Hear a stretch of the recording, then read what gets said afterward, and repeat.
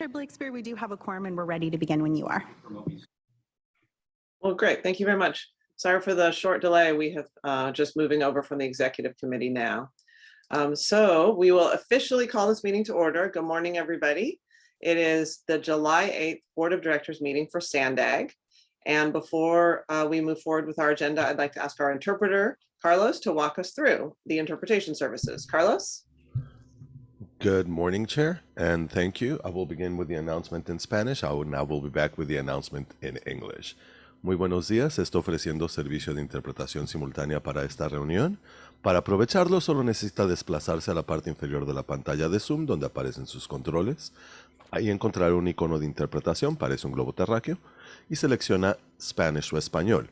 Si está utilizando la aplicación móvil de Zoom, en celular, tableta, etc., presionaría primero más, los puntos suspensivos, luego interpretación y luego el idioma. Por último, si no desea escuchar el audio original en inglés en el fondo, por favor seleccione Mute Original Audio o silenciar audio original.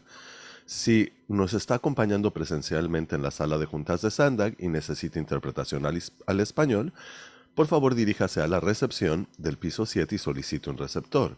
Este parece un pequeño iPod y se puede usar para escuchar la reunión en español. Simplemente sostenga el auricular junto a su oído y la interpretación comenzará automáticamente. Good morning once again. Very quickly, simultaneous interpretation is being provided to and from Spanish. To use the feature on Zoom, please scroll down to the bottom of the screen where the meeting controls are. There, click on the interpretation icon. It looks like a little world.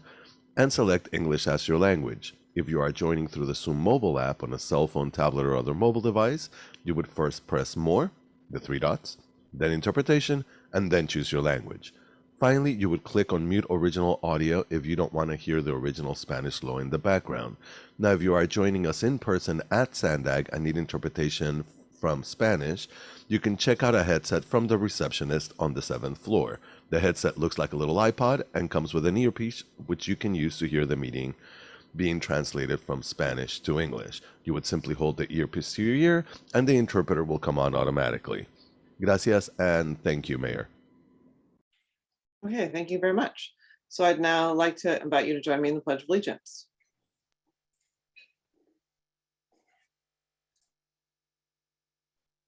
I pledge allegiance to the flag of the United States of America and to the republic for which it stands, one nation, under God, indivisible, with liberty and justice for all.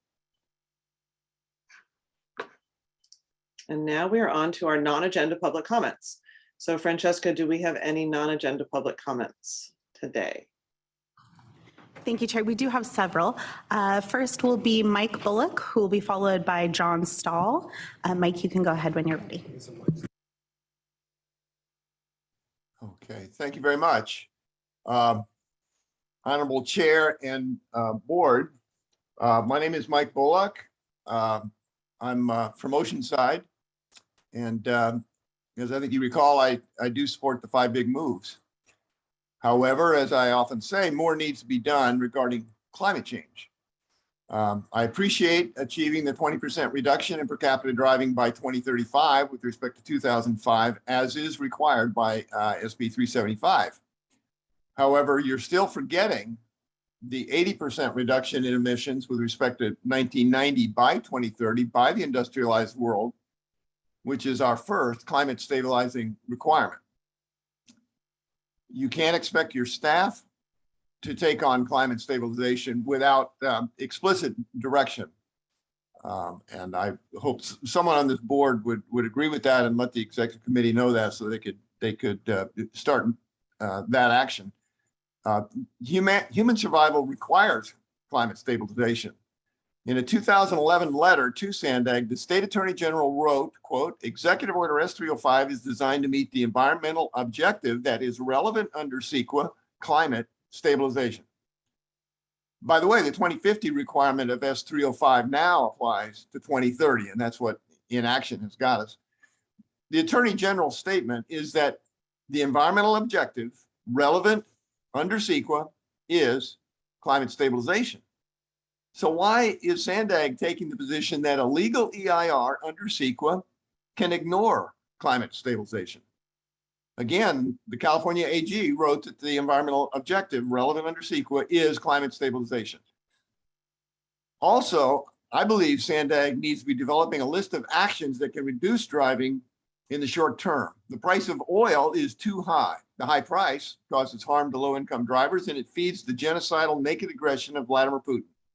Today, he's quoted in the paper saying Russia has barely started action in Ukraine. One way to reduce the price is to decrease demand, which is in line with the mission at Sandag. SB 375 and climate stabilization require less driving. Defeating Putin is in line with your mission. Our federal government is spending hundreds of billions of dollars to supply weapons to Ukraine. That money cannot go to fund new transit systems. It is patriotic and it is in line with your mission to reduce driving. A good car parking system should be on that list to reduce driving in the short term. And you could do that for your own employees, and you could do a request for proposal. And I can guarantee you that Ace Parking, I've had a long discussion with the executive director there, or the executive of Ace Parking, and he's ready to go. Working to publicize and improve the shuttle of the airport would also help. Thanks. Thank you. Our next public speaker will be John Stahl. You can go ahead when you're ready. Good morning. I'm John Stahl. I live in Del Mar. First, congratulations to Sandag for getting funds rolling for moving the tracks off the bluff. I watched the Sandag presentations and speakers at the June 8th meeting and thought that Director Exrada, Ali DeVoe, and Keith Greer made professional remarks. What I find a little odd and very concerning was the last-minute addendum to the staff report. The staff report was issued on May 26th, but this addendum was posted, not sent to applicable parties, on June 7th, the day before the meeting. It was kind of hidden away on the commission website without any notification that there was now a revised staff report. It contained 3 pages of legalese inserts into paragraphs in the report. There was not a single comment, question, explanation, or clarification regarding the ramifications of this inserted language on the project or its impact on the coastal access improvements. Not a single presenter for either the commission nor Sandag staff offered an explanation for the late timing, rationale, and necessity of this addendum. I think that 98% of the people attending the meeting were unaware of the addendum's existence. Keith Greer stated that Sandag provides the financing, engineering, planning, and construction for these projects, and that North County operates the railroad. After Scott Loschke read the North County letter of 6-7 and Matthew Tucker zoomed in to express his objections, it was clear that North County was not on board with the project as stated. That obvious stunt did not go unnoticed when Vice Chair Hart commented that it did not appear that local agencies were acting in a collaborative manner. Mr. Greer stood up quickly again to assure everyone that Sandag provides the financing and that the Sandag board would deal with North County. The people of Del Mar do not trust the negotiating tactics and arrogant attitude of North County Transit District. Our recent experience negotiating with North County on a license agreement earlier this year was not a pleasant one. Our city council rejected the license proposal because North County loaded language into the proposal that was full of gotcha scenarios, blind canyons, and out of scope conditions. We've seen the image of double tracking the bluff. We've read the Attorney General's letter describing hog wire fencing. We've read the language that allowed for bluff decapitation on the east side of the tracks. Our fear on reading the newly embedded last-minute unexplained language is here we go again. If Sandag is paying the cost of this project, that should include the cost of mitigations and access improvements. It is time for Sandag to tell North County to get on board and stop with the histrionics and grandstanding. It is time for Sandag to tell North County to withdraw their Surface Transportation Board petition and get on board with the larger community and get this project rolling and the trains off the bluff. Thank you very much. Thank you. Our next speaker will be Alan Curry, who will be followed by the person with the phone number ending in 899. Hi, good morning, Francisco. I had a video. Can you run that, please? Hi, Mr. Curry. As we explained via email to you, unfortunately, we are not able to run your media for you. Okay, thank you. Because I'm going to try, sorry for interruption. This goes right against the Brown Act.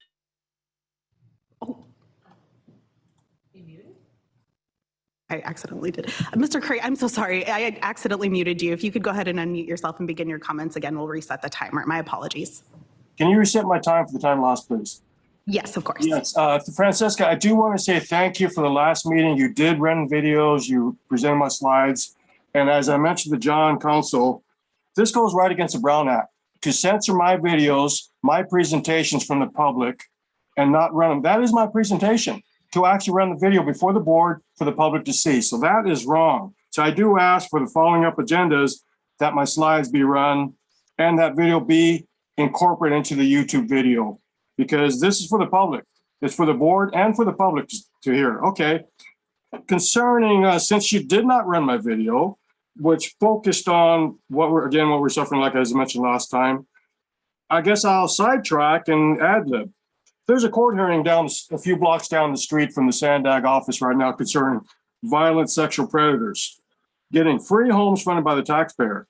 Every leader here at this board, you should have fire. This is nonpartisan to stop this. Demand Liberty Health be defunded now.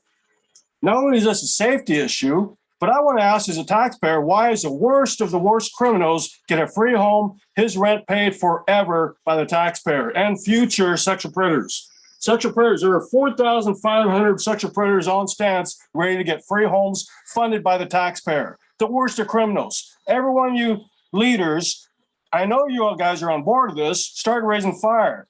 That last go around is that next to a golf course, upper scale community, that sexual predator did not get the home.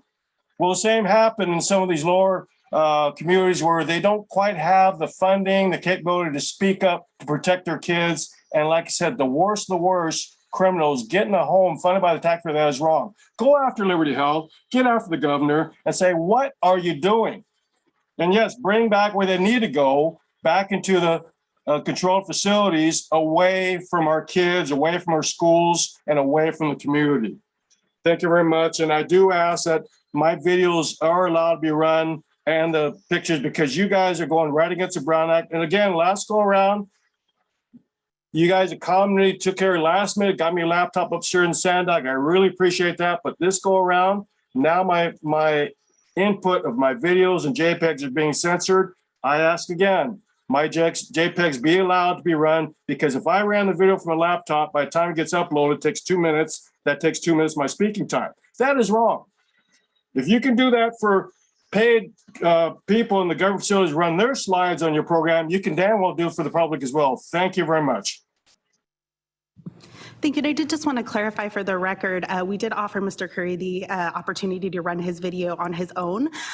We just don't have the capacity to be able to present his media for him, but he's declined to do that. In the email I sent last night to all board members with the public comments that were received, Mr. Curry's presentation and his JPEGs are included in that communication. So you'll see a web document that has a link to the video he wanted to show, as well as I mentioned the JPEGs that are for individual items throughout the agenda.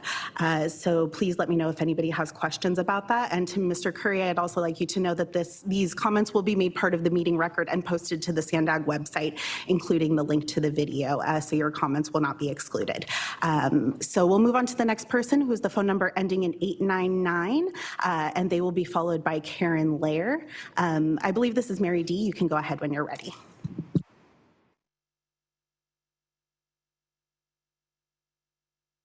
Hey, good morning, Board of Directors. First, I agree with the last caller, Alan. SBPs are a regional problem, one that Sandag absolutely should be advocating for the safety of our residents.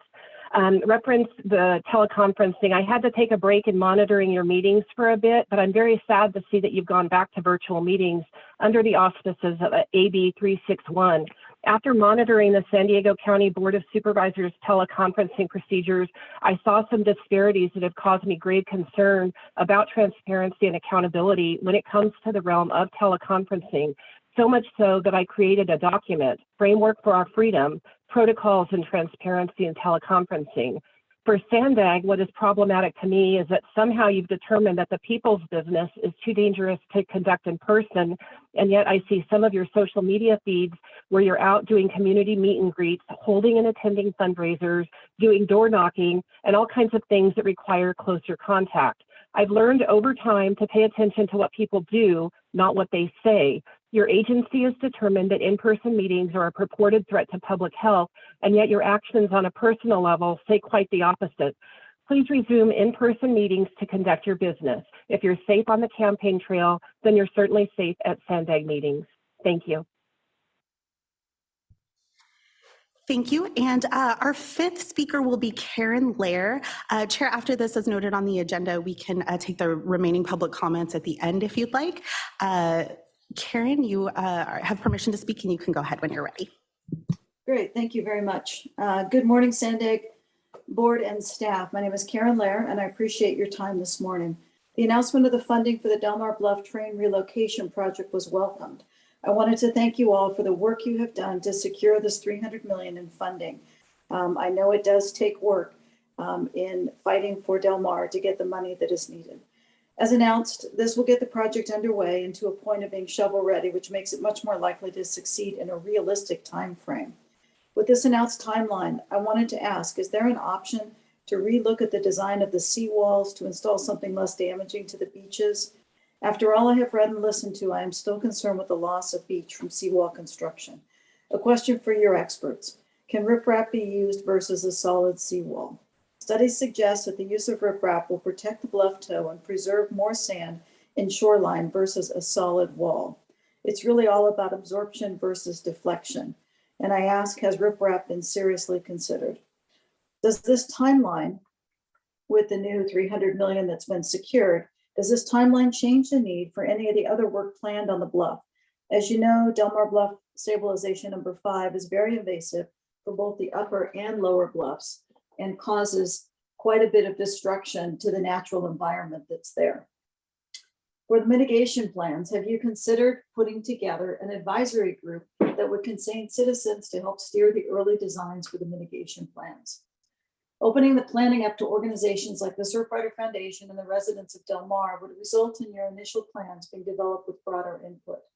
Can you convene a citizen task force to support your efforts? I know you have stated that you plan to hold meetings in September to show what you've done, but we all know that by the time you're putting out your initial plans to the public, those plans are really pretty much set. So we would like to encourage you, I would like to encourage you to convene a citizen task force to support your efforts now. My final point this morning is a question of why is NCTD still pushing for the STB lawsuit? With the approval of the Delmar Bluff Stabilization Number 5 and the securing of $300 million in funding for the move of the tracks, their arguments, which never made sense to start with, now become senseless. Can't your organization help and put pressure on their management to drop the issue and instead put their efforts, ask them to put their efforts into managing their business and helping with the efforts to get the tracks moved? Think how powerful it would be to have all of us aligned on a plan and focused on one effort instead of divided as we are now. Again, thank you for your efforts for Del Mar, and please consider looking at the design of the seawalls with a new timeline in mind, and also look at setting up a citizen review group as part of your early design for the mitigation. Thank you for your time. Thank you. And Chair, that concludes the first 5 commenters. Dr. Tim Bylash and the phone number ending in 948. I've made a note of your names, and if you'd like to, if you're able to stay till the end of the agenda, we can take your comments at that time. Okay, well, thank you very much. Thank you to the public comments today. We will now move to the CEO report, which is item number 2. So I will hand it over to Hassan. Thank you, Chair Blakespear. Good morning, board members. Hope you all had a great 4th of July weekend. As you may have seen in my email to you before the weekend, we have great news from Sacramento for Sandag and the San Diego region. Last week, Governor Newsom signed a state budget, a package which includes billions of dollars for public transit, active transportation, great separation, and climate adaptation projects. The biggest win for our region is the $300 million Sandag receives for the Lausanne Rail Alignment Project near Del Mar. We have been talking about this project for the last 2.5 years. I believe there were many people who doubted that removing the track of the bluff could be possible. I think this funding gave an answer and a down payment to making that happen. As you know, Sandag, through its 2019 TIP, allocated $3 million for corridor management study on this corridor that's already complete, have two alternatives. Now, with this money, moving the track of the Bluff will begin. Let me just make it very clear. There were some ambiguity. Some of you were talking publicly about this. And let me, to be clear, I want to read the language, so no ambiguity about the language in the budget. And says this: of the funds appropriated in Schedule 1, $300 million shall be available to a metropolitan planning organization for project development activities related to rail realignment capital project for high priority intercity rail corridor located primarily in the coastal zone as defined in subdivision A of section 3103 of the Public Resource Code, identified in the state rail plan as being at risk of sea level rise and designated as a strategic rail corridor network by the United States Department of Defense and Federal Rail Administration. We're the Metropolitan Planning Organization. We're getting this money for the corridor simply to start removing the track of the Bluff. I have a meeting with Congressman Levin today because we believe this $300 million down payment is the start of positioning this region to receive billions of dollars from the federal stimulus bill. This is a great day for San Diego, great day for San Diegans, great day for the region. Finally, we're talking about doing something important for an important corridor. This down payment provides the San Diego region the resources to leverage the additional federal opportunities. Again, with our congressional really being ready to move forward, we are about to do and set up some working groups. Hopefully, we will ask Congressman Levin to lead that working group to start preparing for competing for the national money. I have no doubt that with your leadership, we will bring billions of dollars to this region to make this possible. We are, of course, still hoping the details of the bill is gonna be here soon. So in a few months, we could get the money and get to work. This would not have been happened without President Pro Tem, our own President, Senator Atkins. She's just an amazing leader who delivered for the San Diego region. And I couldn't be more grateful for her and her staff. This is a year-long hard work with Governor Newsom, Speaker Rendon. We completed with the big regions of LA and San Francisco, and we won. Under Atkins' leadership, we made sure this year's budget accomplishes the vision that we have. Just to summarize, because many talk about the stabilization and this money. In the last 2.5 years, we secured the $127 million, 227,767, 127 million plus for stabilization. Last week, I reported to you that we got a unanimous approval from the Coastal Commission to move in the last stabilization 5. And again, I'm grateful for the Coastal Commission for giving us that. That stabilization makes sure that we have a safe corridor for our people and goods to move. Safety, our #1 priority. That project will be completed in a few years. This $300 million, which starts soon, is about the realignment. It's about moving the track off the Bluff. And so we needed the stabilization until we move the track off the Bluff.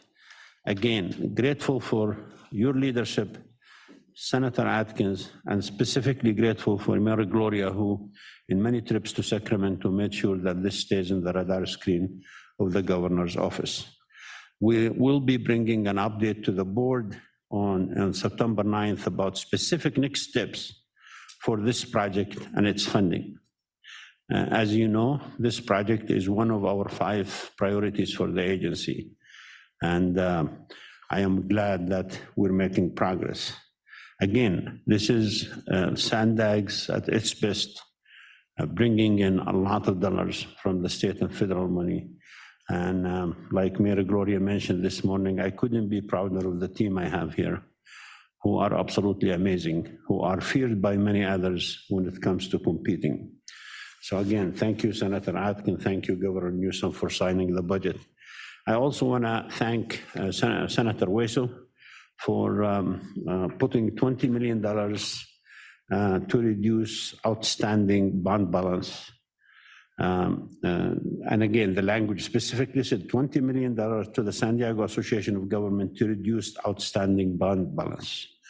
And again, thank you, Senator Weso, for that. Let me mention a couple of other things. So this Lausanne moving the track of the bluff was one of our priorities. A second one was the Otay Mesa 2 border crossings. A lot of progress there, a lot of hard work, a lot of negotiations with Mexico, a lot of work with our federal partners, Custom Patrol and General Service Administration. And I can tell you that you will be proud of the team that's working on this.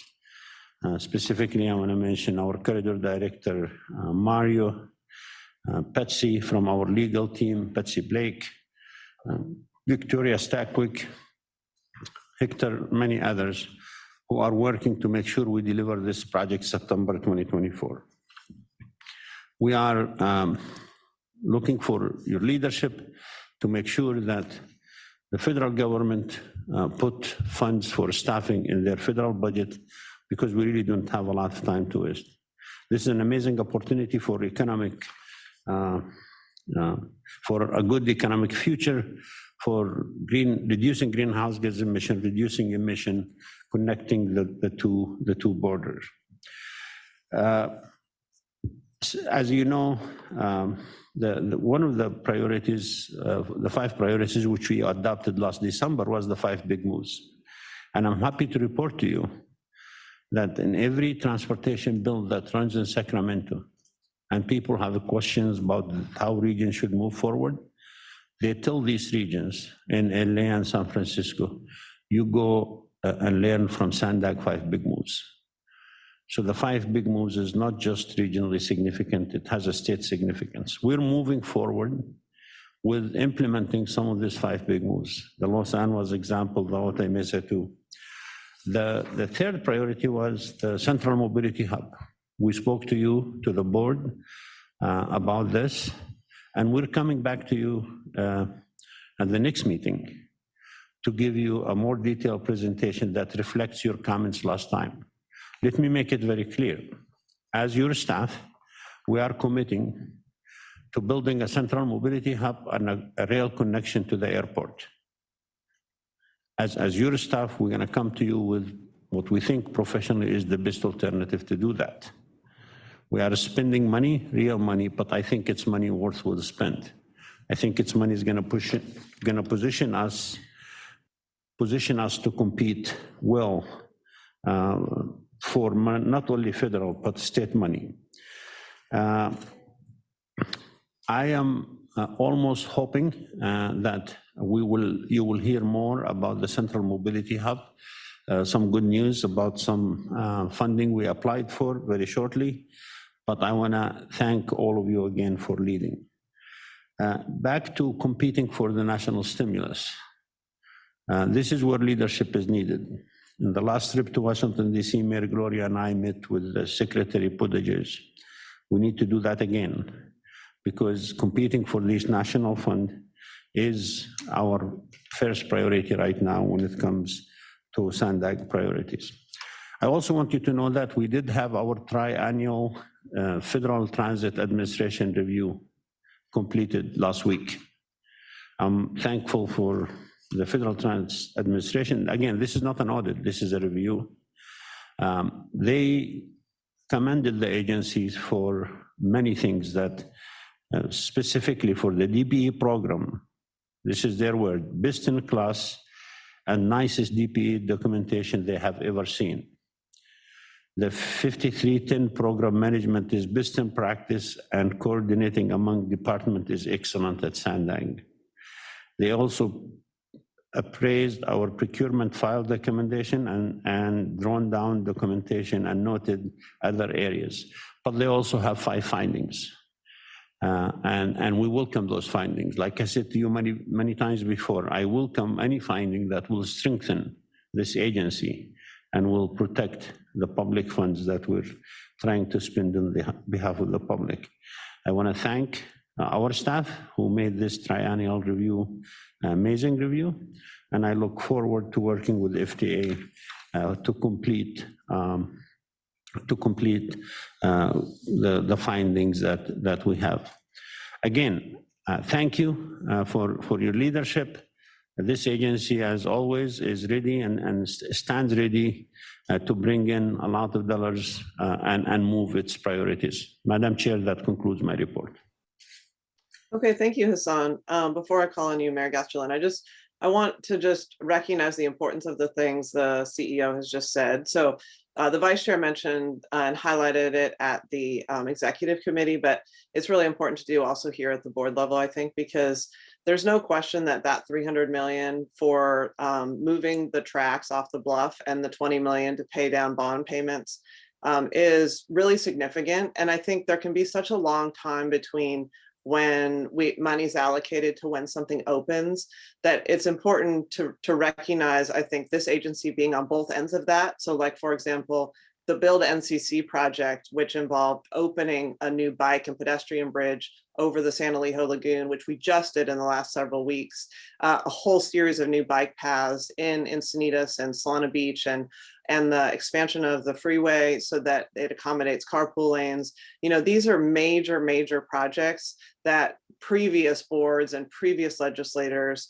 worked to get, and now we have, and it's incredible for me to see the changes that the positive changes in communities that happen from these transportation projects.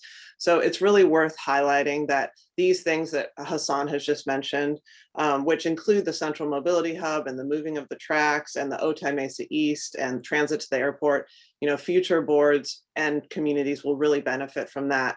And so recognizing that it was Hassan and his staff that have been pushing these really successfully, as well as the delegation, the elected delegation, the pro tem, Senator Wesso, our congressional leaders, and also all the other assembly members and state senators who represent this region, who have been working in together to get this type of money allocated to this region instead of any other area in the state, which of course we all know there are needs everywhere. So I really want to thank Hassan, you and your team, and also those people, all of those people who I've just mentioned, who are all working together to make sure that we continue to have these transformative projects in San Diego County, because it is historic and important. And so making sure that that's recognized at the board level when it happens is really important. Mayor Gastelan, did you have your hand up? Yes, I do. Thank you very much. I want to focus on the 300 million. Del Mar and its regional neighbors are absolutely grateful for this 300 million. It's a game changer, and this allocation makes relocation of the tracks by 2030 a feasible reality. And I would like to pose some questions for Executive Director Ekrada toward that September 9th specific next steps. Briefly, most urgently right now is what guarantees that the Metropolitan Planning Organization mentioned in AB 180 will be Sandag? Is that spelled out somewhere? What guarantees that the high priority corridor and coastal zone location will be the track on Del Mar Bluff? Again, is there anything specific that points to that? And then we have the questions for September 9th. What can the 300 million be used for? What will it be used for? Can we use the 300 million to accelerate the relocation process? We need to get the railroad track off this eroding bluff behind me by 2030. How do we do it? What needs to happen to start using the funds for this goal? What is the process? Is relocation to the I-5 right-of-way with a smaller tunnel under Del Mar Heights Road still a viable alternative? And then to focus us on next steps, finally and urgently, what are the 3 options for study in the EIR This study must include the no project alternative because that will be critical for people in the region to understand why the final choice for the route is made, especially if for people who it may affect in a negative way. So please identify the 3 options and thank you for all you've done. Thank you, Mayor Castro. And I just, a lot of your questions going to be answered when we come to the board with the presentation. But yes, it is for Metropolitan Planning Organization, which we are the only ones that meets the requirement. This money is for Sandag.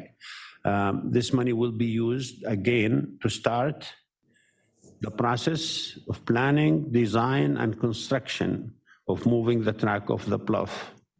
As you know, we completed the planning study that has 2 alternatives that will be carried forward into the environmental process. But a lot of your questions are good ones and will be answered when we come to the board with the detail next, I believe it's in September. Terrific. Thank you very much, Executive Director. Thank you. Okay, thank you. So do we have any public comments on the CEO report? Thank you, Chair. We have one public commenter, Mike Bullock. You can go ahead. Yeah, thank you very much. As always, an excellent report, and I appreciate the comments that followed up. And so my comments kind of about the discussion that followed. What this $300 million does is it prevents something horrible from happening, and it keeps that rail line running. There might be some marginal improvement, but so often we spend a lot of money just to keep things from getting worse. And we have efforts to, stop sprawl, stop freeway expansion, and keep the tracks from falling in the ocean and so on and so forth. But what we really need to have the state do, because there's been talk about the great budget that was passed, that the governor signed, the state needs to have an overall plan showing how cars and light duty trucks can achieve our 2030 climate stabilization requirement. And that is in the California Democratic Party platform, very well stated. And that plan, that development of those mitigation measures is critical, and it's not being done. And if Sandag is going to address climate stabilization, it's going to take some work, and you will need help from the state. And the state is kind of doing the same thing. They are not making it clear in the scoping plan. The CARB scoping plan is not explicit about what has to be done to stabilize the climate at a livable level. And they don't have a set of enforceable measures. And as I've said, enforceable measures that will be effective by 2030 it's going to have to be realistic. 2030 is not the future. I mean, it's eight years from now. The fact that they're going to get the tracks off the bluff by 2030, that's very impressive. It's hard to get things done in 8 years. And so that's what Sandag needs to be lobbying for, is the state to wake up and focus on what we're going to do about transportation, cars, light duty trucks, that emits the most greenhouse gas. And that would help Sandag. And, I've done a report. I've derived the sustainable measures that would reduce driving enough. I've presented this paper many cities across the country, from the West Coast to the East Coast, Canada and Mexico, and it's been peer reviewed many times, but it's ignored by CARB, it's ignored by Sandag, I have to say. Generally, so it's not the only plan, but it shows what needs to be done. So I see I'm out of time, but those are my comments. Thank you. Thank you, Chair. That concludes the public comments. Okay, thank you. So we're going to move forward to our consent calendar now, but I'll pull item number 6 because we have something to discuss that was moved forward at the executive committee today, a bill from Supervisor Tara Lawson-Remer. So I would entertain a motion on the balance of, let's take the rest of consent first, and then we'll go to item number 6. Move approval. Huebner, second. Okay, thank you. Let's go ahead and vote. Thank you. For the city of Carlsbad, Mayor Hall. All, yes. For the city of Chula Vista, Mayor Salas. Yes. For the city of Coronado, Mayor Bailey.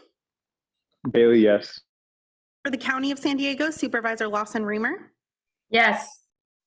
For the city of Del Mar, Councilmember Gasterland. Gasterland, yes. For the city of El Cajon, Mayor Wells. Yes. For the city of Encinitas, Chair Blakespear. Yes. The city of Escondido is absent. For the city of Imperial Beach, Mayor Dedina. Medina, yes. For the city of La Mesa, Vice Mayor Shu. La Mesa, yes. For the city of Lemon Grove, Councilmember Mendoza. Yes. For the city of National City, Second Vice Chair Sotelo Solis.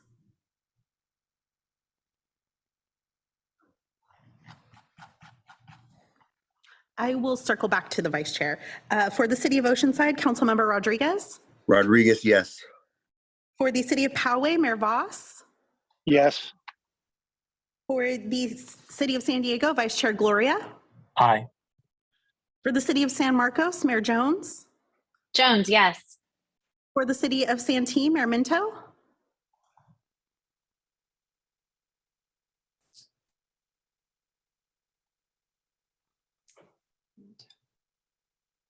I will come back for Mayor Minto as well. Minto, yes. Thank you very much. For the city of Solana Beach, Mayor Huebner. Huebner, yes. And for the city of Vista, Mayor Ritter. Ritter, yes.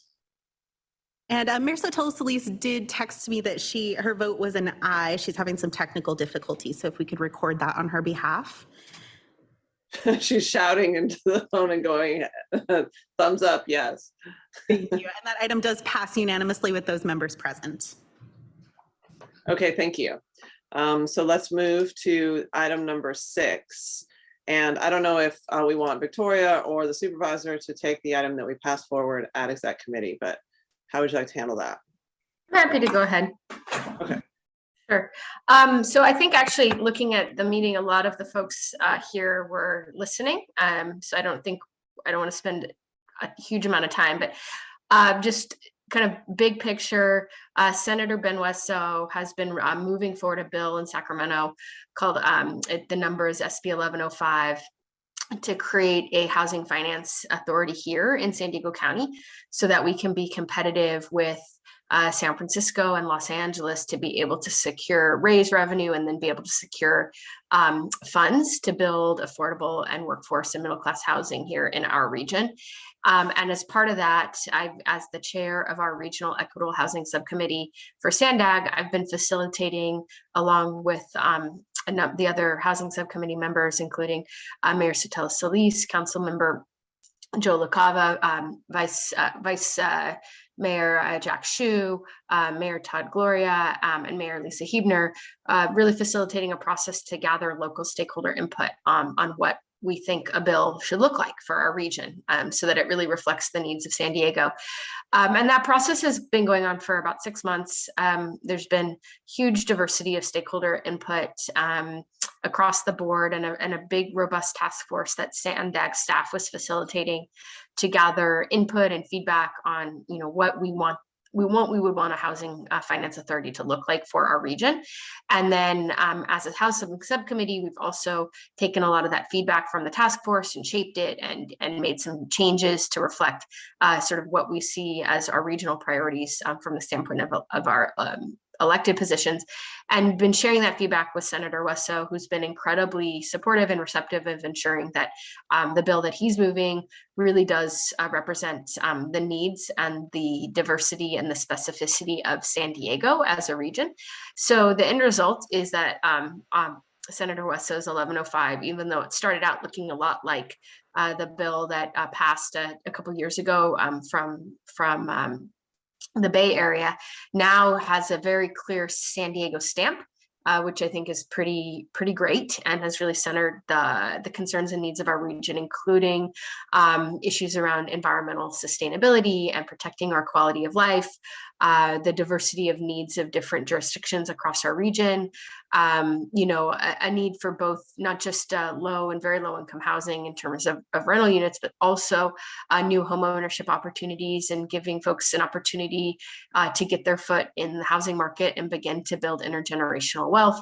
So I think that's really reflected in the current name, which is it's an environmentally friendly and equitable housing finance authority. And that, again, like I said, I think is pretty different than what you saw in the Bay Area and in LA in terms of, really centering some of the environmental concerns that I know are really important to my constituents, but also really centering concerns around equity as well as regional diversity, and the fact that all of our jurisdictions, frankly, have like really different kinds of needs, and how we can structure a housing finance agency that can, where the whole can be more than the sum of the parts, and we can really kind of collaborate regionally in order to raise revenue and be competitive to gain access to state and federal funding, but still really have, freedom and in the ability to sort of implement housing investment policies and priorities that make sense in all of our cities, both big and small, and our county, which is also obviously has a really different set of needs than some of our cities. So,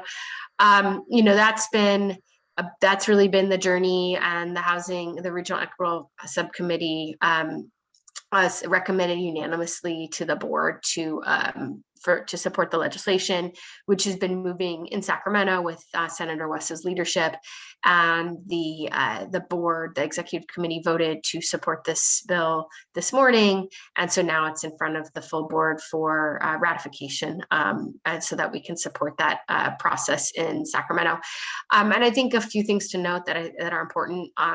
The bill continues to be improved with amendments, and I think Senator West's staff has just been so wonderful, and Senator West has been so wonderful in taking that input and amendments. So the version that went through local government last week, I think Senator West is interested in any additional amendments that we might offer to sort of ensure that we continue to center the values in the core vision, but make sure it really works and provides the flexibility we need locally. So I know Mayor Huebner's had some amendments that she's been putting forward, and I'm sure that Senator West has been quite receptive to those. So I think that will be great to be able to incorporate those amendments. And so, I think it's important to say that what the executive committee did was support the bill. But I think it's important that this really does represent local voices and local priorities. So if folks, have specific amendments or ideas, I think Senator Wessa would be pretty open to those, and we can continue to work on that, hopefully furiously and quickly before it comes to a vote in August in Sacramento. So, my hope today is that we can take a vote in favor of supporting this legislation, but also that if folks have additional amendments or ways to improve it, that we continue to work together to improve the bill so that we can really get something that makes sense for us in San Diego. And I think just stepping back big picture, I came to this from the position of just really thinking we have a problem. I mean, not just a little problem, we have a crisis. We have a housing crisis. And, representing the region I represent, I know that we're not going to be able to build more housing, especially near transit, especially near amenities, especially in, walkable, livable communities, if we don't have an investment vehicle, if we don't have some funding, because it's really hard and it's really expensive. And I know that if we really share a vision of, making sure that we're providing for everyone to have an opportunity to raise their family in this community, and, working class and middle class San Diegans having an opportunity to live here and be part of our community and go to good schools, and enjoy the quality of life that I got to grow up with. I'm a third generation San Diegan, and I feel like it's, we don't want a community where folks are, totally priced out. And it's really terrible, really, frankly, immoral. Then we're going to need to make those investments. I think we all know that, and we've had these conversations for years about how we start to meet our RENA obligations, and that we really need some help. We need some funding to do that. But also, I think as a person who represents a community that is so focused on some of protecting our planet for future generations, protecting our communities from wildfire risks, protecting our beaches from rising sea levels and our bluffs from collapse, and ensuring that actually we have a San Diego that doesn't just have housing, but continues to be a beautiful place to live, where we have open space and ecosystems and wetlands and all the amenities and all the environmental characteristics that make San Diego such a special place to live, as well as making sure that we don't contribute to climate catastrophe that it is really hurting not just us today, but our children, that we really need to center sustainability as well. And we talk a lot about this, like we talk about we need to have housing near transit and people need to live near where they work, so they're not spending 2 hours driving every day and don't get to spend time with their family and are stuck in traffic and contributing to carbon emissions. And I think we all say this over and over. So I just am excited about this bill because I think it begins to create a mechanism for us to do more on the housing side, because it's great to talk about our transit investments, but if we're not also talking about how we build the right kind of housing in the right places, we're really only doing half the work. And I think the other thing I would say is I really want to give credit to Senator Wesso and his team, but also to the folks who've been part of this process locally. I really feel like my role has really been kind of a facilitator and trying to find middle ground and common ground between lots of diverse and sometimes divergent interests. And this is definitely a bill that probably everyone has something that they don't like in it. I said this before, but to me that is a good thing. It means that there's been a lot of thoughtful compromise and people just acknowledging that, we don't want to let the perfect be the enemy of the good, and that we all come from different places. So in order for us to be able to collaborate regionally and really reach for big solutions, that we really need to find compromise. And I think that's what we've got here. So I'm happy to answer more questions, but I just really want to frankly want to thank all the folks who've led the process in terms of their input and their ideas and just being super attentive to what does it really, really, really mean to invest in housing that's equitable and livable and sustainable, and just such great input. I want to from Mayor Sotelo Solis, from Council Member Joe LaCava, from Mayor Lisa Huebner, from Mayor Todd Gloria, and from Vice Mayor Jack Hsu, all bringing diverse perspectives to our housing subcommittee. So let me just stop there and we can open the floor for questions.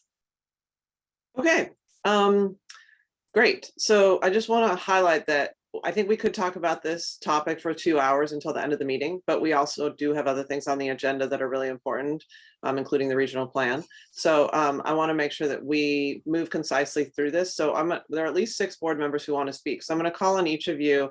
And if you have questions for her, she could answer them concisely as well. But let's not have a back and forth for a long time between one member and the supervisor. So I know Mayor Huebner had reserved her questions and statements for the board. So I'm going to call on her first, but then I'm going to call on the people who didn't speak at executive committee so that they can make sure and get their questions and statements out. So go ahead, Mayor Huebner. Great, thank you very much, Chair. I want to say that I am very grateful to Supervisor Wasserman for bringing this forward. When I first heard about it, and I mentioned this at executive, I immediately contacted the chair, asking, please, can I be on this? Because to me, what's the most important about getting affordable housing built in my city, because we have had troubles with, is the money. We have been refused money that our developer had been promised for a variety of reasons, mostly because of our high land value costs. So having a different approach and a regional approach was really important to me because I do believe that this isn't just one city's problem at a time, it's the entire region's problem, and we have to take care of each other. We live in one place and work in another place all too often. I also think it's super important that this bill helps with money for preservation. What we're seeing in our small cities is gentrification. And we have to find some solutions, which is going to have to be money, to be able to preserve some of those units so that our community members who have been here for a long time are not kicked out of their naturally affordable units, so that something larger can be built with a few token affordable units and not as many people living there. So I'm very, very supportive of this. But when I read the bill itself, 26 pages when I printed it, it's just so specific and has so many things in there that were too restrictive and too prescriptive that I had a hard time with it. The good news is that I got to spend a lot of time with Supervisor Wasserman and her staff working on making suggestions to this to create some amendments. And I'll just give you one example very briefly of some of the amendments that have occurred and been taken out. For instance, there was a qualification that money could also only go to areas or cities where the VMT was less than 15% of the regional average, which when you look at the map would have thrown out almost every single city in North County Coastal except a small area in Carlsbad and a small area in Oceanside. It also said, or where the sustainable community strategies areas are, those were sent to us as the mobility hub map. And I think all of us know that none of us have had any input on the boundaries of our mobility hubs. And so that was a little bit of problematic. And also, in my city, it limited the areas of where we would be able to receive funding where we know there could very well be some projects. So I have been able to work with Supervisor Lasser-Memer's office to ensure that some of those things are mays instead of shalls, which I very much appreciate. But I still think that there's a way to go on making some additional amendments in them. I'll give you a couple of examples of what I think needed to be changed, and hopefully we can work on that. And in fact, this was mentioned in executive that there 50% of the money goes to the cities themselves directly, and 50% goes to the region. But I have a little bit of a problem with that. I haven't been able to have the time to figure out, how that's going to work and if that's going to work better. Supervisor said that maybe we could get 100% of it to go to the jurisdictions per the committee. I would prefer to look at that, and maybe a city could get one-to-one RENA credit if it were to go to a regional project and they were to put their money to that. The other issue that I have, you've heard this before for me, is the weighted vote. I will say that I know AB 805 has the weighted vote in it, and the weighted vote, some people say, is more democratic. I think some of us have a problem with it because our needs in North County are very different than the needs and the other parts of the county. And so we feel at times that we are not being considered, that we have different values and circumstances in our cities. But let's just say I could get behind the weighted vote at the Sandag Board on transportation projects. When it comes to land use, I have a real problem with that. And this bill is all about land use. And so I do not believe that it is the smart move to have the weighted vote be in this particular subcommittee. Another idea is that there's a sort of this buffet of percentage of the total funds, how it needs to go toward different levels of affordability. Well, that's not going to work for small cities because small cities only have a project or two every year or so. And so wouldn't it be better if maybe we put a population cap on that, like that might work for cities that are larger than 150,000 or so forth. The other thing is that I don't know the difference between a PLA and a prevailing wage and how that affects these affordable housing builders. I've spoken to a couple of affordable housing builders. I haven't had a chance to speak to labor yet. I really think that there needs to be some time to discuss the impacts on the ultimate pricing of these projects between those two. And so I think overall less specificity in the bill is important, maybe with some guidelines in it, because of course, if it's legislation and as the committee moves forward, they find that there needs to be some changes to adapt to what we're learning. I don't want to have to go back for legislation. So I am overall, very supportive of the fact that we can get some money for our cities. We had a redevelopment agency, a fledgling one years and years ago. It was dismantled by Governor Brown at the time. That was a lot of money that we could have put toward for affordable housing. And we have no other source. So this is really important to us, but I do think that the motion should be to support with amendments. And I would make that motion to support SB 1105 with amendments on this board. Thank you very much for giving me the extra time. Okay, thank you, Mayor Huebner. Councilmember Shu. Thank you. And it has been a pleasure to be on this subcommittee. And I think the work of the subcommittee has shown to produce a really wonderful product. I want to, of course, second Mayor Huebner's motion that we have continuous improvement with this bill. And I think it will be improved before it is out of the legislature and to the governor. But I want to also address some false narratives during the discussion that I've heard with regards to this bill. This bill creates an entity similar to Sandag to help with our housing needs in our region that has the input and say so from cities throughout our region in that process. It's very similar to Sandag. So It also creates a entity in which taxes and funding can come together and be put to good use in our region that is consistent with our ideas of equity, consistent with our ideas about how to deal with climate change and put housing in better places, not far away where we have to build new transportation systems. All those things have to be considered if we're going to move forward. This bill does not increase any taxes. It gives us the ability to develop a tax system that is going to be more equitable than what we have today. So let me give you an example. We have SANDAG. For good, for bad, SANDAG is an entity that coordinates transportation development and plans for it. SANDAG does not implement new taxes. The people do.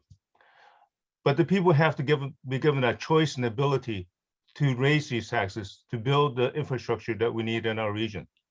Similarly, if we don't have an entity that can impose, or not impose, but to give choices to the public on how to raise money to build housing that we need, particularly for those who with very, very low income, how are we going to proceed? We don't have an entity like that now, and this bill gives us that entity, that ability to give people choices, the choice of how do you want to raise money, and where can we put more and better affordable housing, particularly for those with very low income. That's what this bill provides, that opportunity to do so. Otherwise, we won't have that opportunity. Otherwise, we wouldn't be able to bring in additional federal and state funding. So to me, this is what it does. It's not about raising taxes. It's about giving us the opportunity to do better with regards to housing development in our region. With regards to a weighted vote, we believe in democracy, or at least I do believe in democracy. So I think a city that may have 5 times, 10 times more of a population than another city should have a greater voice. That's the way it should work. And I think that's why we need to really abide by at least my principles of if you have more people, you're going to have a greater voice. That's the way we've always had, at least the way I was taught how democracy works. People count. And that's how we should proceed with regards to how these governing agencies are making decisions. With that, I'm happy to second Mayor Huebner's motion. Okay, thank you. Now we have Councilmember Gasterlin. Thank you. Somehow I thought I was behind a few others. I wanted to lay out an example. We in Del Mar have completed the feasibility study, a financial feasibility study and architectural studies for building housing at the Del Mar Fairgrounds. And the bottom line is, even with the land being free, in other words, it's state land that would be put through a surplus process, it will be $700,000 per unit. It's actually $690,000 per unit to build this multifamily housing. We asked our Kaiser Marston consultants, why is this so expensive per unit? And the answer was multifamily housing is the most expensive form of housing to build. Now, we have a lot of motivations locally as a region for building the high density multifamily housing and putting it near the transportation corridors. So the reality is it's going to cost in today's dollars, pre-inflation, $690,000 per unit. That's for 54 units at the fairgrounds. The next thing we looked at was the funding gap. So the gap between future revenues, the mortgage that can cover, and the operation costs that can cover, and the grants and tax benefits to the developer. Add that all up, crunch the formula, and there is a $7 million gap for 54 units and about a $10 million gap for 108 units on 2 acres at the fairgrounds. Del Mar's annual budget is $17 million. There's no way that Del Mar can make this project happen, and yet this is one of the clearest, most obvious projects that should happen in the North County region in order to get housing going. So I offer that as an illustration of why we need a regional way to bring dollars together. And rather than repeating the various points that Mayor Huebner gave, I want to say I support the points, I support the amendments, and I think very important is no weighted vote. And this example that I just gave gives you an illustration of where a weighted vote may divert funds away from some of these projects that can happen in a place like Solana Beach, Imperial Beach, Del Mar, Coronado, and Lemon Grove, the 5 small cities. Mayor Huebner offered an alternative, and that was an inverse cap, so a bottom on the population. So if your population is less than some amount, your vote has that weight. So I'm interested, I think that's what Mayor Huebner was, no, she's shaking her head. Okay, so erase that comment. What I'd like to say is we're satisfied at this point that new taxes would be subject to the checks and balances of a ballot vote per state initiative that happened years ago. And I certainly hope that we can attract money from the state level to the region for these purposes. So I'm supportive and thank you. Thank you for your comments. Encinitas is very similar in our analysis of a very similar project, state-owned or not city-owned land, and how much it would cost. It is stunning, and one of the reasons I support trying to find or support this idea of having a financing mechanism to bring money to support projects. So thanks for laying that out so clearly, Councilmember Gasterlin. Okay, next we have Councilmember Rodriguez.